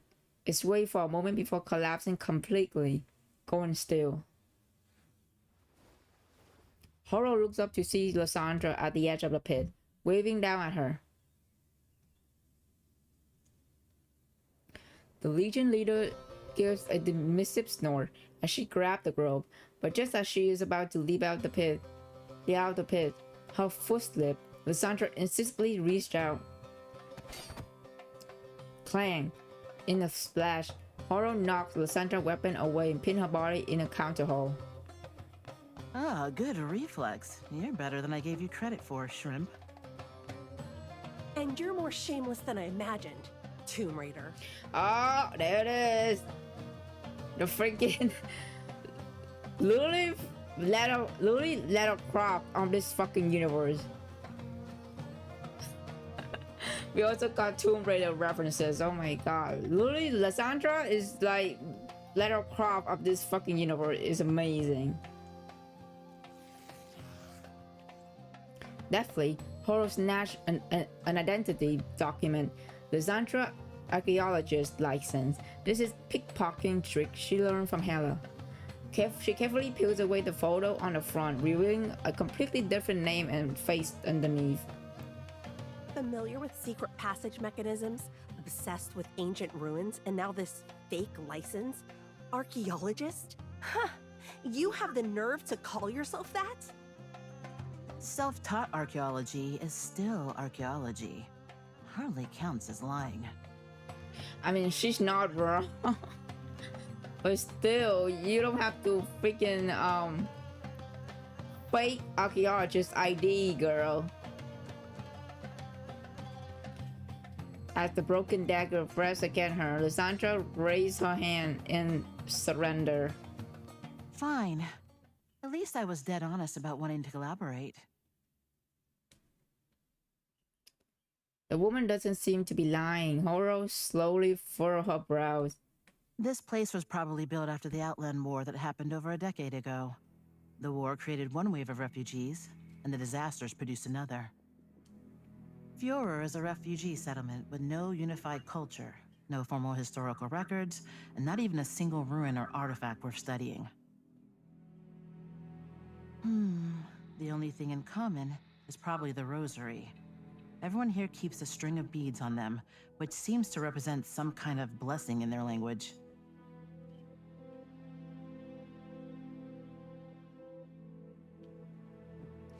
She produced a string of beads made of different material out of her pocket. Indeed, Horo has seen the same accessory on the people who took the legionnaire prisoner. Lysandra then points to the wall of the side passage, where intricate patterns are carved into the surface. These details will be easily missed in darkness without close inspection. Haven't you noticed? This passage is older than the dwellings above, yet its craftsmanship and engineering far surpass those crude stone caves. This couldn't possibly have been built by the Fiorians. They don't even know these underground passages exist. This place is by no means rich, yet information about it is kept tightly sealed. I'm searching for something special that might be hidden beneath Führer. What's buried isn't always treasure. It could just as easily be a landmine waiting to explode. Seeing is believing, but I need to see for myself to make that judgment. You possess great strength, but lack the experience navigating traps and secret passages. Fighting your way through would take forever. I can help you, and we'll split the findings as is customary. We each get what we want. It's perfectly fair. Team up time. You have to say yes, Horo. We got no other choice. Horo, that's my name. Stop calling me Shrimp. She don't like people calling her short. Relatable. I'll be the first to throw you down to feed the dogs. Now we've both laid out our terms. Sounds fair to me. Alrighty. So, do we have a deal? Lysandra raised a hand. After a moment, Horo lowered the knife she's been pressing against Lysandra's throat and lightly slapped her palm, signaling that deal is sealed. Horo turned away first, ready to continue their exploration, when Lysandra voice suddenly pipes up behind her with a belated realization. All right, I've explored this path before. There are quite a few more traps ahead besides the one we just passed. You'd better be careful and follow exactly in my footsteps. Clack. Before she can finish her sentence, the grinding of mechanical gears echoed through the corridor, followed by monster howl. The next second, more guardian beasts surged from the depth of the passage. Oh god. She accidentally triggered another trap. Horo turned around with a deadpan expression to face Lysandra, who putting on her most innocent look. Girl, this?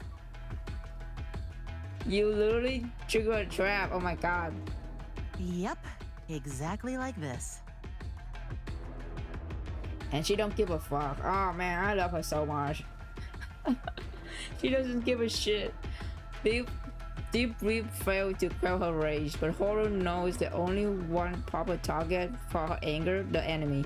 Suppressing her frustration, she turned to face the beast and prepare for battle.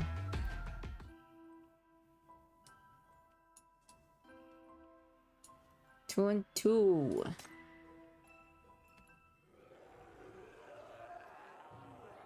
Guardian beasts howl as they race to the patches outside, oblivious to what lies just beside them.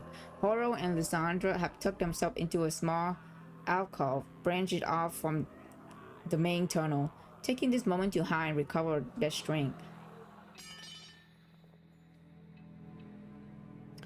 Horo dagger has been completely ruined in the battle. She clicked her tongue in frustration and tossed the useless blade aside, resigning herself to fighting barehanded. When suddenly a new dagger and a familiar looking flashlight sailed through the air towards her. Horo looks up with a feral brow, just in time to see Lysandra withdraw her hand. Some spare equipment in exchange for an answer. Fair enough? You're no Tomb Raider, and probably not a mercenary either. Yet you're willing to risk getting blown to pieces by these traps to keep going deeper. What are you really looking for, Horo? She's looking for the inheritance. Yep, for the inheritance. The cursed treasure. Who knows which lucky soul has received this precious burden this time. Horo gives Lysandra a guard look, weighing her next word carefully. It's nothing good, that's for sure. If you value your life, stay away from it. You think it's that thing waiting for us at the end of this path? I hope not. But...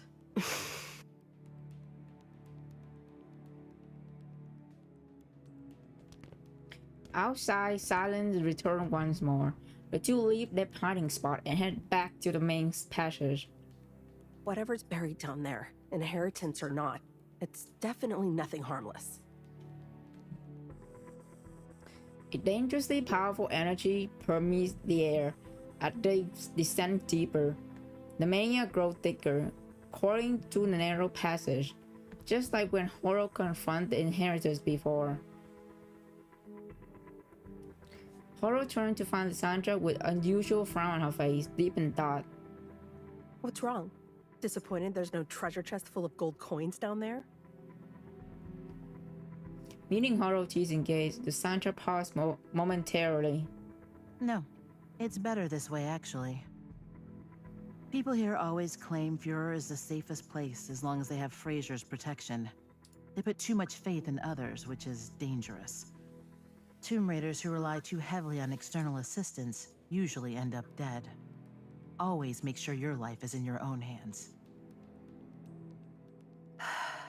Sadly, not everyone understands this truth.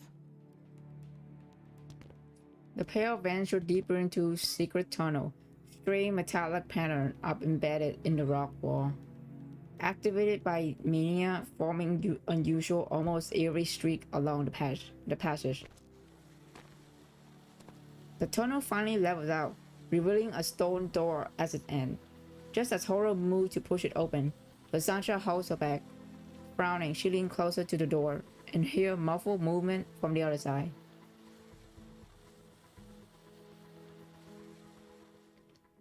Oh, the view suddenly opens up into the cavernous chamber. The dome soars high overhead, from which hang an enormous metal sphere.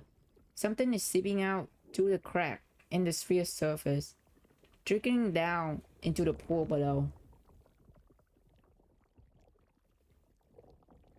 Meanwhile, two figures stand at the center of the room. Taller one examines the massive apparatus with apparent curiosity. Wow, you've already gotten this far. That's some solid progress indeed. But the current yield isn't stable enough yet. We'll need to implement further optimizations. Sinex gave the report a cursory glance before changing the subject entirely. Oh, by the way, what's the story with those prisoners? Did they come here specifically from this city? Just some lost travelers. Führer has always harbored strong animosity towards this city, and these people were merely caught in the crossfire. They'll be released soon. I see. Then flipping through the report, the woman revealed a hidden compartment in the wall and tucks the document back inside. She appeared murmuring something else, causing the girl beside her to frown. Hypatia ultimately sighed before leading the next out through another exit. After making sure the two have left, Hollow carefully pushed open the stone door and entered the chamber. There are no inheritance or sarcophagi here. Upon entering this chamber, the previously pervasive mania had vanished, as if it never existed at all. At the center of the room, a metallic liquid flowed from a massive sphere, dripping down slowly. Aurum secretum. The barrier surrounding Führer is made of this stuff. Apparently, it can substitute hypercubes and block mania completely. Is it being refined? Or... The central sphere rotates continuously, emitting a soft hum. The liquid metal poured beneath it before flowing through a carved channel in the floor, spreading in all directions and disappearing into the base of the walls. Horo frowns. She pulls out the photo she'd been carrying. The blurry image clearly shows the exact location, and there's no trace of Dude's corpus here, nor anyone waiting to meet her. Who the hell sent this photo? And what exactly are they trying to accomplish? So Lysandra surveyed the room and located where the woman has stored the report. She disabled the lock to reveal a narrow compartment, functioning merely as a small safe. She turned the pages to reveal neatly printed text. Fraser Institute Bureau Experience Site Research Report on Aurum Secretum Properties. Project number FRIAS07. Park 1 Resonance Property Test. Test sample I113 Hypercube. Objective induce resonance between Aurum Secretum and Hypercube to acquire anti-mania properties and test potential resource in substitution. Procedure following the resonance experiment with sample 1. The surrounding mania field temporarily stabilized, with no significant depletion observed in sample 1. The Fraser Cardis barrier device design based on these resonant effects had entered preliminary testing phase. Result according to observation at the Führer experiment site. While the Fraser Cardis demonstrates some degree of anti-mania field effect, a continuous supply of highly pure Aurum Secretum is required, or its effectiveness will rapidly deteriorate. Conclusion: Aurum Secretum cannot replace Hypercube. Yep.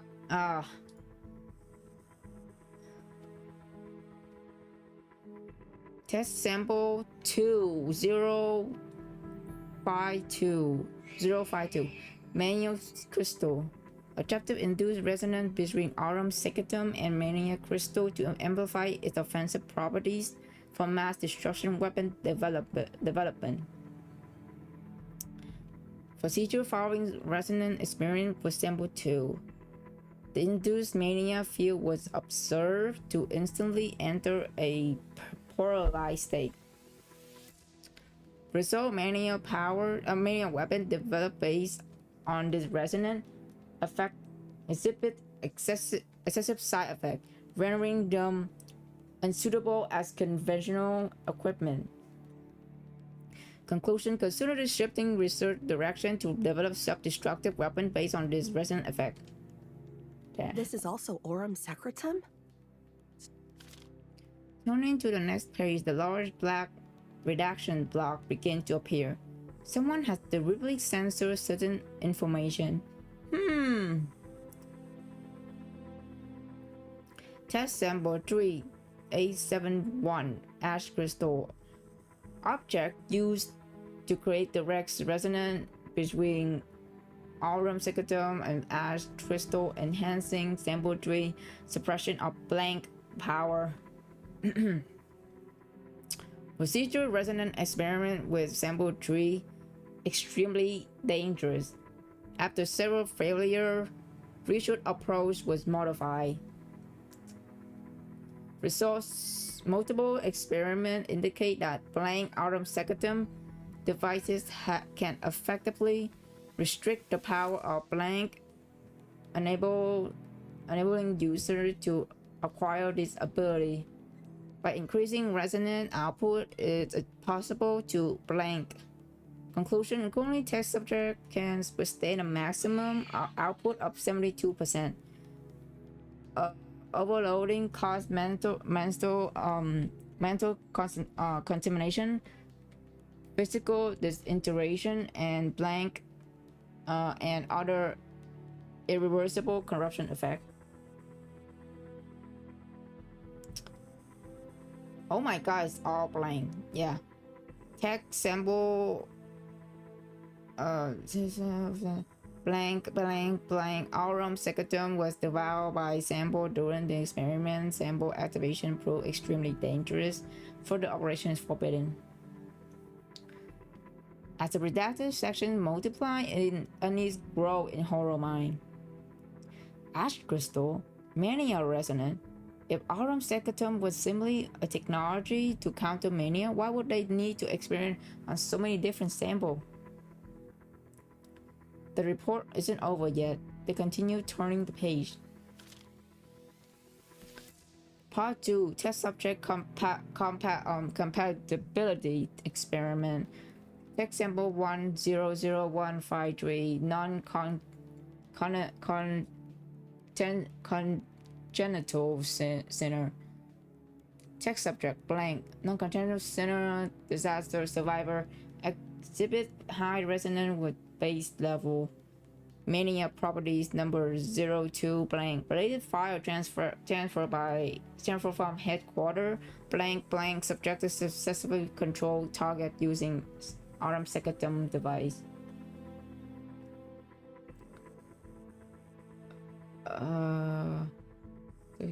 Text subject blank. In a non-blank state, the sinner was ordered to force resonance with ash crystal. Use regular aurum secretum. Sterilization was done externally with protective equipment. Test subject display high level of aurum secretum corruption with short use period, but could exert maximum power within extreme threshold limit.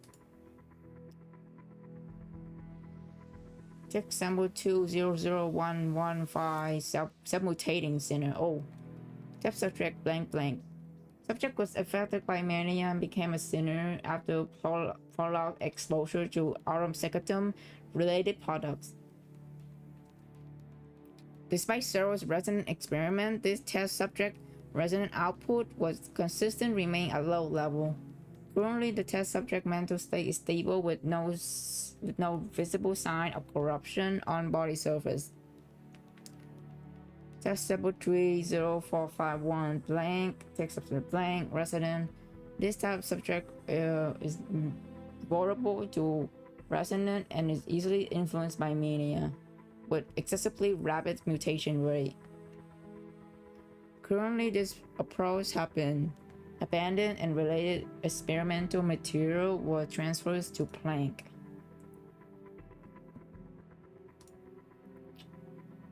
At the end of the report are a signature of the person in charge. Two names rest side by side at the start of the list. Project leaders Hypatia, Campbell, and Adelaide. Oh boy, the sibling. If it wasn't to replace hypercubes, then why produce so much RM secretum? What was their real purpose? Thought raced to her mind as she grasped a pieces of flashback. The secret passage we just came through had guardian beasts and mania suppressing RM secretum devices. Were those really just meant to keep intruders out? Hey, who's there? Uh-oh. Pickup busted. Lysandra yanked Horo backward at the retreat. The sheet of paper in their hands scattered across the floor, instantly shredded by incoming laser fire. Alert! Intruder detected! Secure all position! Footsteps echo from every direction. Guards poured through side doors from all around the room, training their weapon on trespassers who dare enter this restricted area. They hopelessly outnumbered. Horo and Lysandra keep retreating until their backs press against the stone door they came through.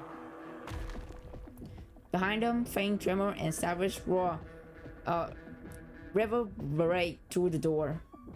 Something is charging towards them at high speed. Lysandra frowned, attempting to pull Horo away from the stone entrance, but suddenly the entire chamber shake violently. The tremors are coming from the city above. Horo face pale with horror. Uh-oh. Is it house of ashes? She's still up there. Furious under attack. She is in danger. Hey, where are you going? Get out of my way. Führer is in danger. I have to go back and save my friend. The woman frowns behind her sunglasses. They just discovered crucial evidence, but the guard is already on high alert. If they don't press on now, it would be nearly impossible to come back to continue the investigation later. Calm down. We're just one step away from completing our investigation. Even if you go back now, there's really not much you can do. Hey! Without a moment's hesitation, Horo shake off Lysandra's hand and turned back towards the exit. The tremor intensified, causing the tunnel entrance to shake violently. It could collapse and bury her alive at any moment, but Horo doesn't hesitate and runs straight into the tunnel. Why they all gotta be so damn stubborn? I mean, it's Horo.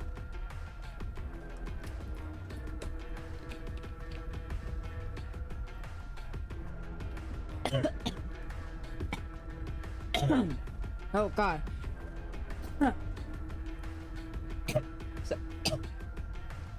Almost choke on water, holy shit.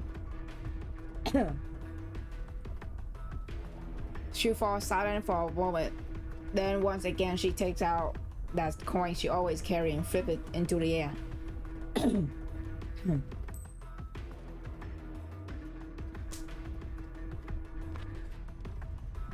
Snap.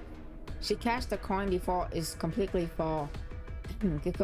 It's completely its fall. Without even checking whether it's head or tail, she already make her decision.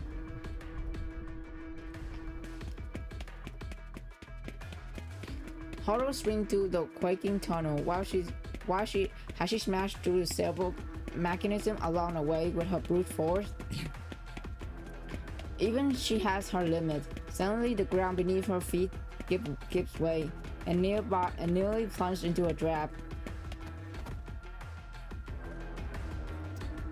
At the critical moment, someone grabs her from behind and pulls her back to safety. Horo turns around and see cold face of that woman who always sport a pair of sunglasses, even in the dark. You're not staying behind to find the treasure? I've already found everything worth finding. Aren't you rushing to save someone? Come on. I'll clear the path for you. Okay.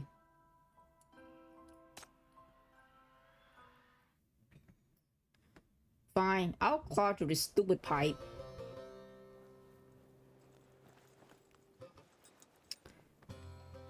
Hela desperately wished that she had shouted those words. The tiny dog could have given her warning. She wasn't about to crawl through this short ventilation duct, but the entire Firo mountain. Horo, I'm sorry. I'll never skip your training sessions again. Does this thing ever end? The dog continued to half forward dutifully, while deep in the darkness ahead, a faint speck of light appeared. As they moved forward, the light grew brighter. A fragment of conversation began to reach her ear.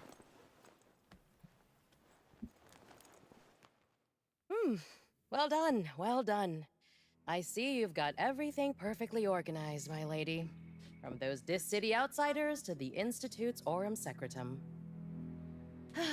With talents like yours, it's no wonder the higher-ups entrusted the entire Institute to you.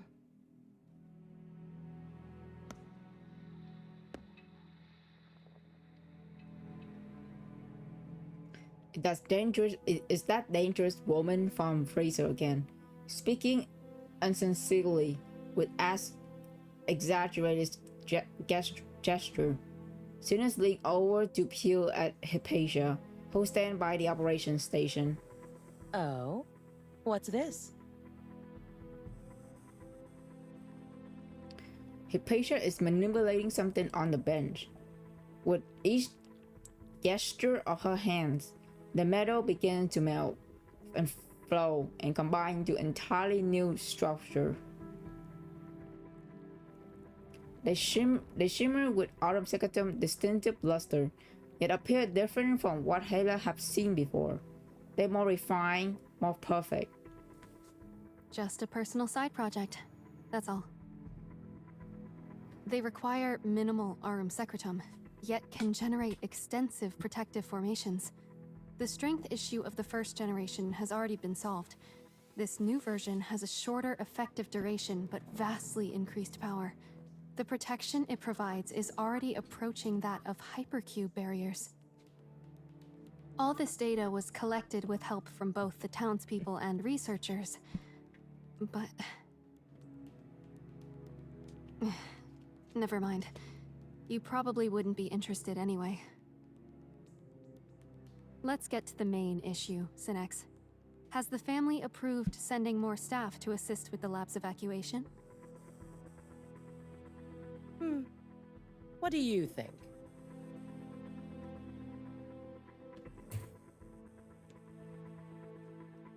The metal structure began to stabilize. Hypatia set down her experiment sample and calmly raised her head to meet Sinner's disingenuous smile. I don't see any issues with my proposal. Of course, I'm not solely relying on the additional staff. The new Aurum Secretum barrier will last longer. Simply by using the same amount of Aurum Secretum as in the original plan, we can buy double the time for our researchers' evacuation. Furorians aren't familiar with Aurum Secretum, so they wouldn't be particularly helpful even for transportation tasks. The lab has already begun the evacuation preparations, and we can manage the remaining equipment with our current staff. Synex put on an almost deliberately surprised expression, covered her mouth with theatrical exaggeration. My goodness, you're nearly done preparing already? Führer's Guardian is always so dependable. But I'm afraid I must apologize, my lady. Despite all your hard work, well, plans rarely survive changing circumstances. You see, there's actually a slight modification to the evacuation plan. Oh? A sense of foreboding rushes over Hela. Cold sweat breaking out across her back, pressed against the stone wall. She heard the woman's sob, chilling laugh before the voice continued. The diplomatic mission has been moved up, and the delegation is understaffed. All those who were originally reserved for you have been reassigned. There's far too much valuable equipment in Führer for just the few remaining researchers to transport. So... the family has decided to continue with the previous plan, conscripting local residents as assistants who will remain in Führer to guard the Orm Secretum until the recovery team arrives to retrieve them, dead or alive. So they basically leave. The people here and let them die. That is horrible, bro.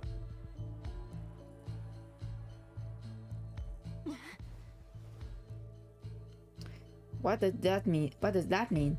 The Furian have to stay until Aurum Secretum is recovered. What about the damaged berry outside? The Apostle? How are they supposed to protect themselves once the whole lab leaves? Hela's thought raced chaotically as she heard Hypatia speak urgently outside. The barrier's maintenance has already been suspended. It won't hold much longer, and the Apostle could return at any moment. Exactly. Time is of the essence, which is why we need everyone working together, right? The people of Führer are such good folks. The moment they heard they'd be helping Lady Hypatia, they agreed without a second thought. But the residents here are just ordinary people. If they try to use Aurum Secretum to fight back... The woman raised her index finger to her lips. Casually silent Hypatia protests.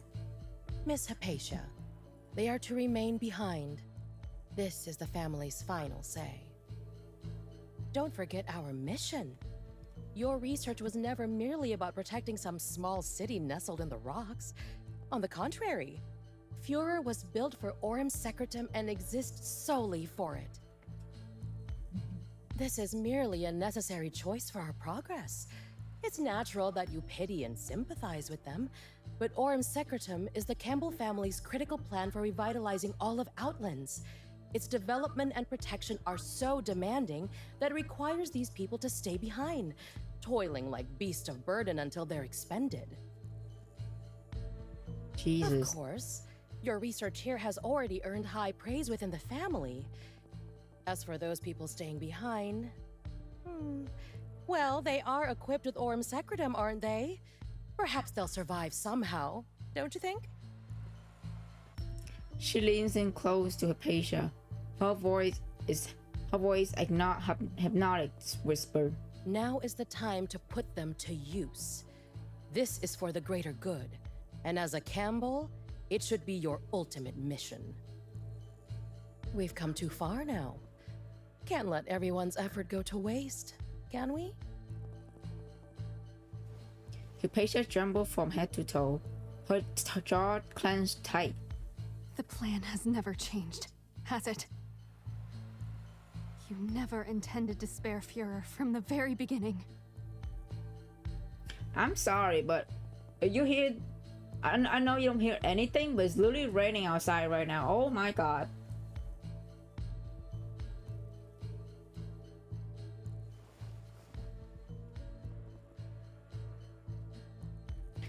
The masked woman stepped forward, yanks up Hypatia's sleeve to expose her arm, revealing winding trail of corruption that spiraled from her palm upward, leaving the entire limb scarred.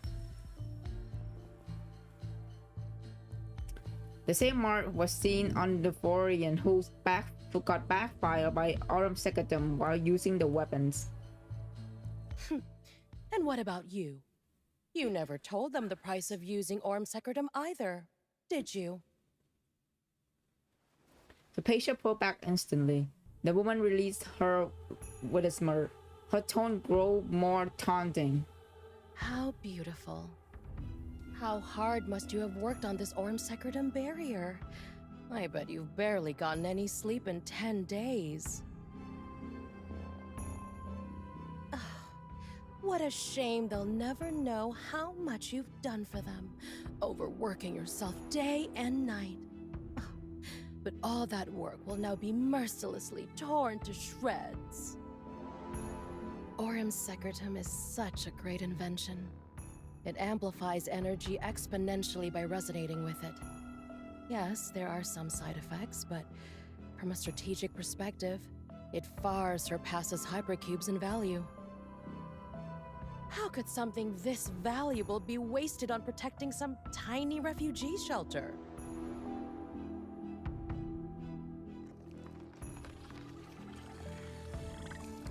She picked up the recently adjusted Autumn Secretum from the bench. Its soft fluorescent blue glow become engulfed by the mania in her palm, transformed into an anonymous black purple hue. Her patient expression darkened instantly as she leaned forward to see the Autumn Secretum from her hand. Give it back! The barrier still needs to be adjusted. No, you no longer need it. Not for the upcoming evacuation. Stop! What are you doing? As she speaks, Senates opened her mouth and swallowed the Autumn Secretum in her hand. Mania surged through the room. The structure Hela is hiding behind creased and grown, while the storm of mania sting her eyes so much she can barely keep them open.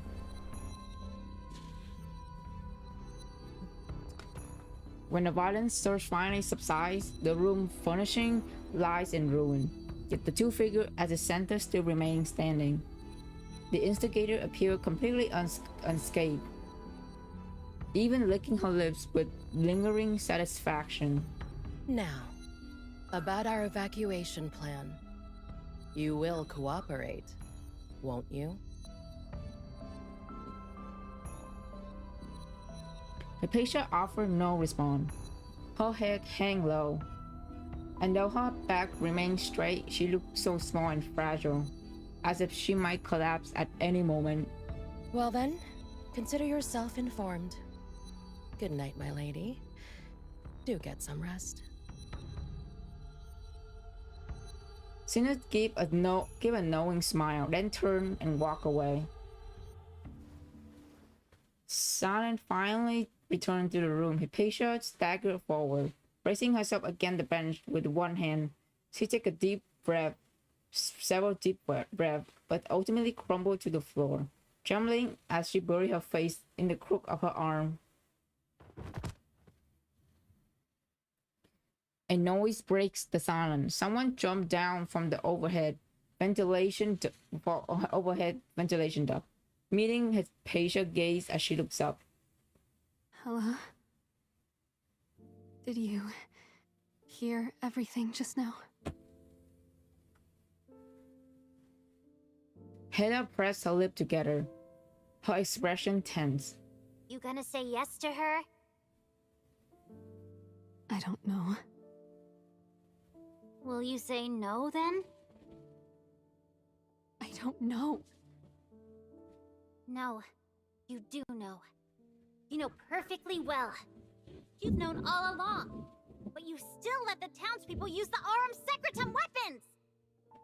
Excuse me, but holy shit, the thunder noise is so loud outside. Oh my god. And it's raining. It's so loud outside. Sorry about that, you guys. Are you hearing that? No. Okay.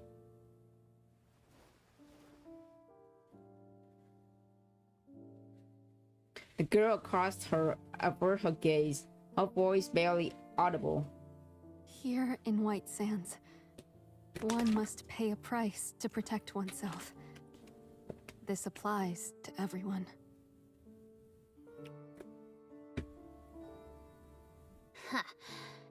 sounds exactly like something a noble would say. Hypatia looks up at his stunk, her lips trembling, before finally bowing her head deeply. I'm sorry. I should have told you sooner. She's right. Führer was never just a shelter from the beginning. The Campbells funded this place, supplied it with resources, and ultimately turned it into a testing ground for Aurum Secretum. My research. It was supposed to protect Führer and all similar settlements across White Sands, but the Apostle keeps expanding its territory, and the barrier is already operating at maximum capacity. I can't find a way to improve it, and we're running out of time. Please, Hela, trust me. I swear on the Campbell name, everything I've done has been for this city. I will get all of you out safely. But now, I've already... I'm sorry. Please don't ask me any more questions.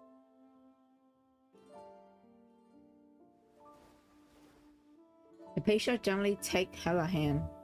When it's all over, I'll explain everything to you properly, okay? So, this was all part of your plan from the beginning? Aurum Secretum, the Campbells, everything. There was never any real hope here. Fine. If you want me to trust you, then tell me! Given everything you're capable of, if you just spoke up, everyone would believe you, so why? Why not tell everyone the truth yourself? Why do you need help from someone from this city?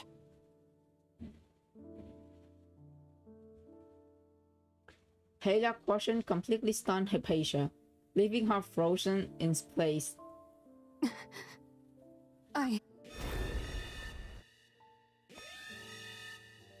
The ground beneath them shook violently as the alarm warning another attack on the barrier blared again. Is it the Apostle?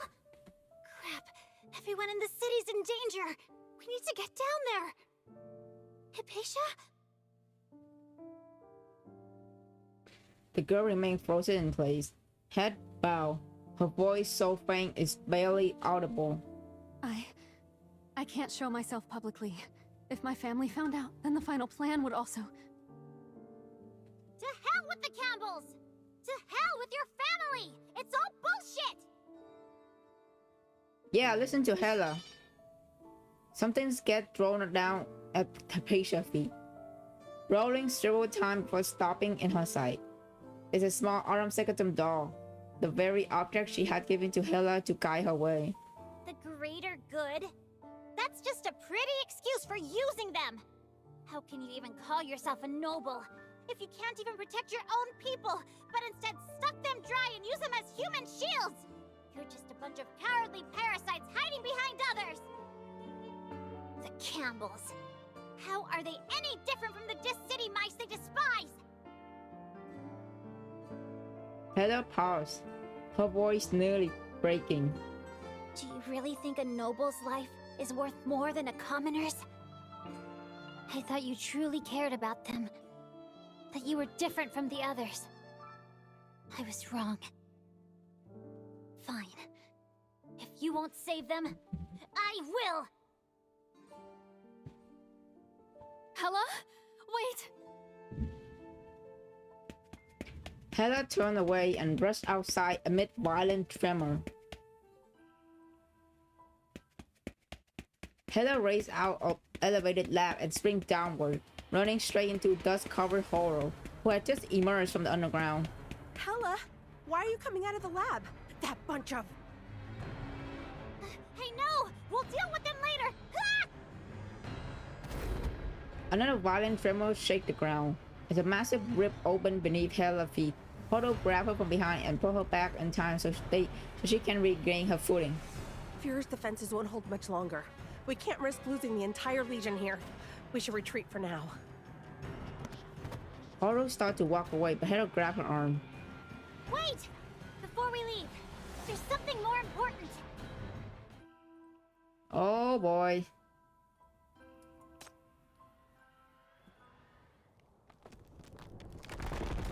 Dense black sand assault the city. The overhead barrier is on the vertical collapse.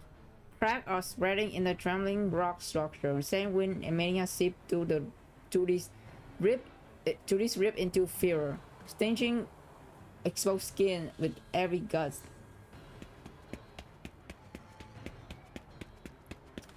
Heather raced through the ruined city, searching for any remaining resident. Tarek! Zaid! Old Ross! Granny Nisa! The streets are empty. They must have gone to the shelter, which has to be...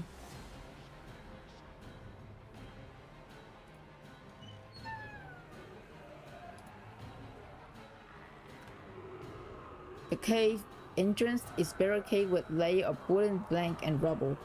Furorians struggle to fence off vicious beasts trying to force their way to the rift.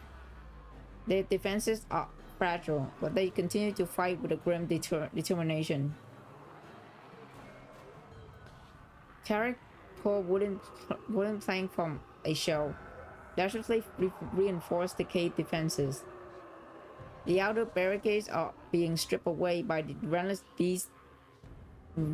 sand beast, forcing him to reapply layer after layer futilely. Next moment, a sharp whoosh cut through the air, and light suddenly streamed through a rift that completely blocked by sand beast just now. Hella? Heather pointed to the chamber. The cave is in complete chaos. Filled with painful moan and sob, the wounds lie in the deepest part of the room, while every Florian still able to stand form a protective line in front of them, weapon in hand. Where did you run off to? We still need to go and rescue the others. You should stay here with Granny and the rest. It's safer here. No! Wrong! You got it all wrong! Hela interrupts Tarek, painting heavily. The apostle outside is growing stronger! It'll break through the barrier any minute now! Forget about the lab! We need to escape and get the hell out of here! What are you talking about? With Hypatia on our side, there's no way they could so easily... The defenses at the entrance are attacked again. Hela swings her pipe to repel sand beast, nearly bursting into the room, shouting at the top of her lungs. Aurum Secretum can't protect Führer! It won't save anyone and can't truly block mania! Don't you get it yet? The Campbells left you all here to die for them! As Hela finished speaking, she realized the room had fallen completely silent. Old Ross? Tarek? Hey, just say something. Ross and Tarek exchanged a knowing glance, then sighed in resignation. Actually, we've known all of that for some time now. Some strange, horned woman dressed like a Fraser official told us in the marketplace today. What? If you all knew this already, then why are you still here? Hela looked around at everyone in bewilderment, seeing the same bright, knowing smile on all of their faces. Hela, we have nowhere else to go. Our homes were all destroyed by disasters long ago. You guys have got hypercubes in this city. You don't have to worry about waking up to find your house buried in sand, or whether you'll survive until morning. Here, even if you do survive, you'd have to abandon your homeland and hide in shelters, living day by day. Hypatia also offered to take us away, but where else could we go? Hela is rendered speechless as she scanned the room. She sees children, the elderly, people who are sick, injured, and disabled. She can't even find a single person who she can call healthy. Everyone here bears countless wounds and endless exhaustion. These are the mark that disaster and long-term suffering have come to their body. No. It shouldn't be like this. Her eyes feel stung as her vision blurs. She's seen it all. The powerless struggle desperately trying to survive, only to end up merely exist rather than living.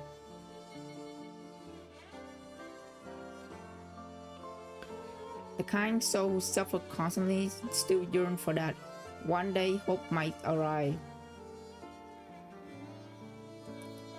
And the cunning one who lives on the edges, sending off their fallen companion with song of farewell.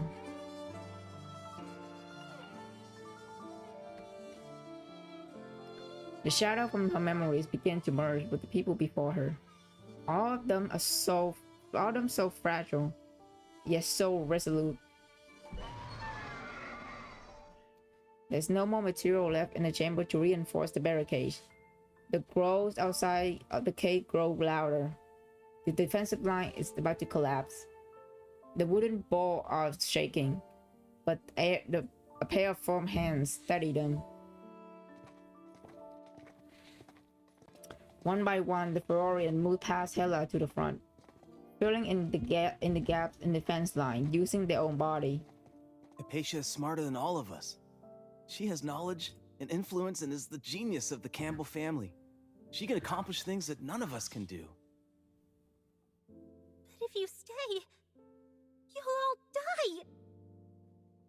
If sacrificing one person can save 100, if leaving us behind will help Hypatia go faster and further, so she can save many more people in the future, then we'll stay willingly, without regret. More people pushed past Hela, walking forward without hesitation towards their mission. String of rosaries get taken off and placed in Hela palms. Children should always be protected. They're leaving their blessing to Hela. Oh man, Perhaps this is someday sad. She'll develop the perfect Aurum Secretum. It'll change the whole White Sands, helping our compatriots who were separated from us during the disasters. So it's okay if our Führer disappears. There will be more Führers in the future. They will live on in our place.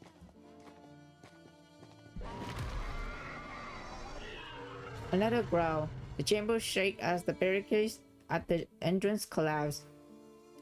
A sharp claw reaches in and hooks into Tarek close, nearly dragging him out of the cage. But Is that? Hypatia! A slender figure stands on the open ground outside the cave. Her usually immaculate clothes is stained with dust. She's wounded, having dealt with the countless invaders on her way here.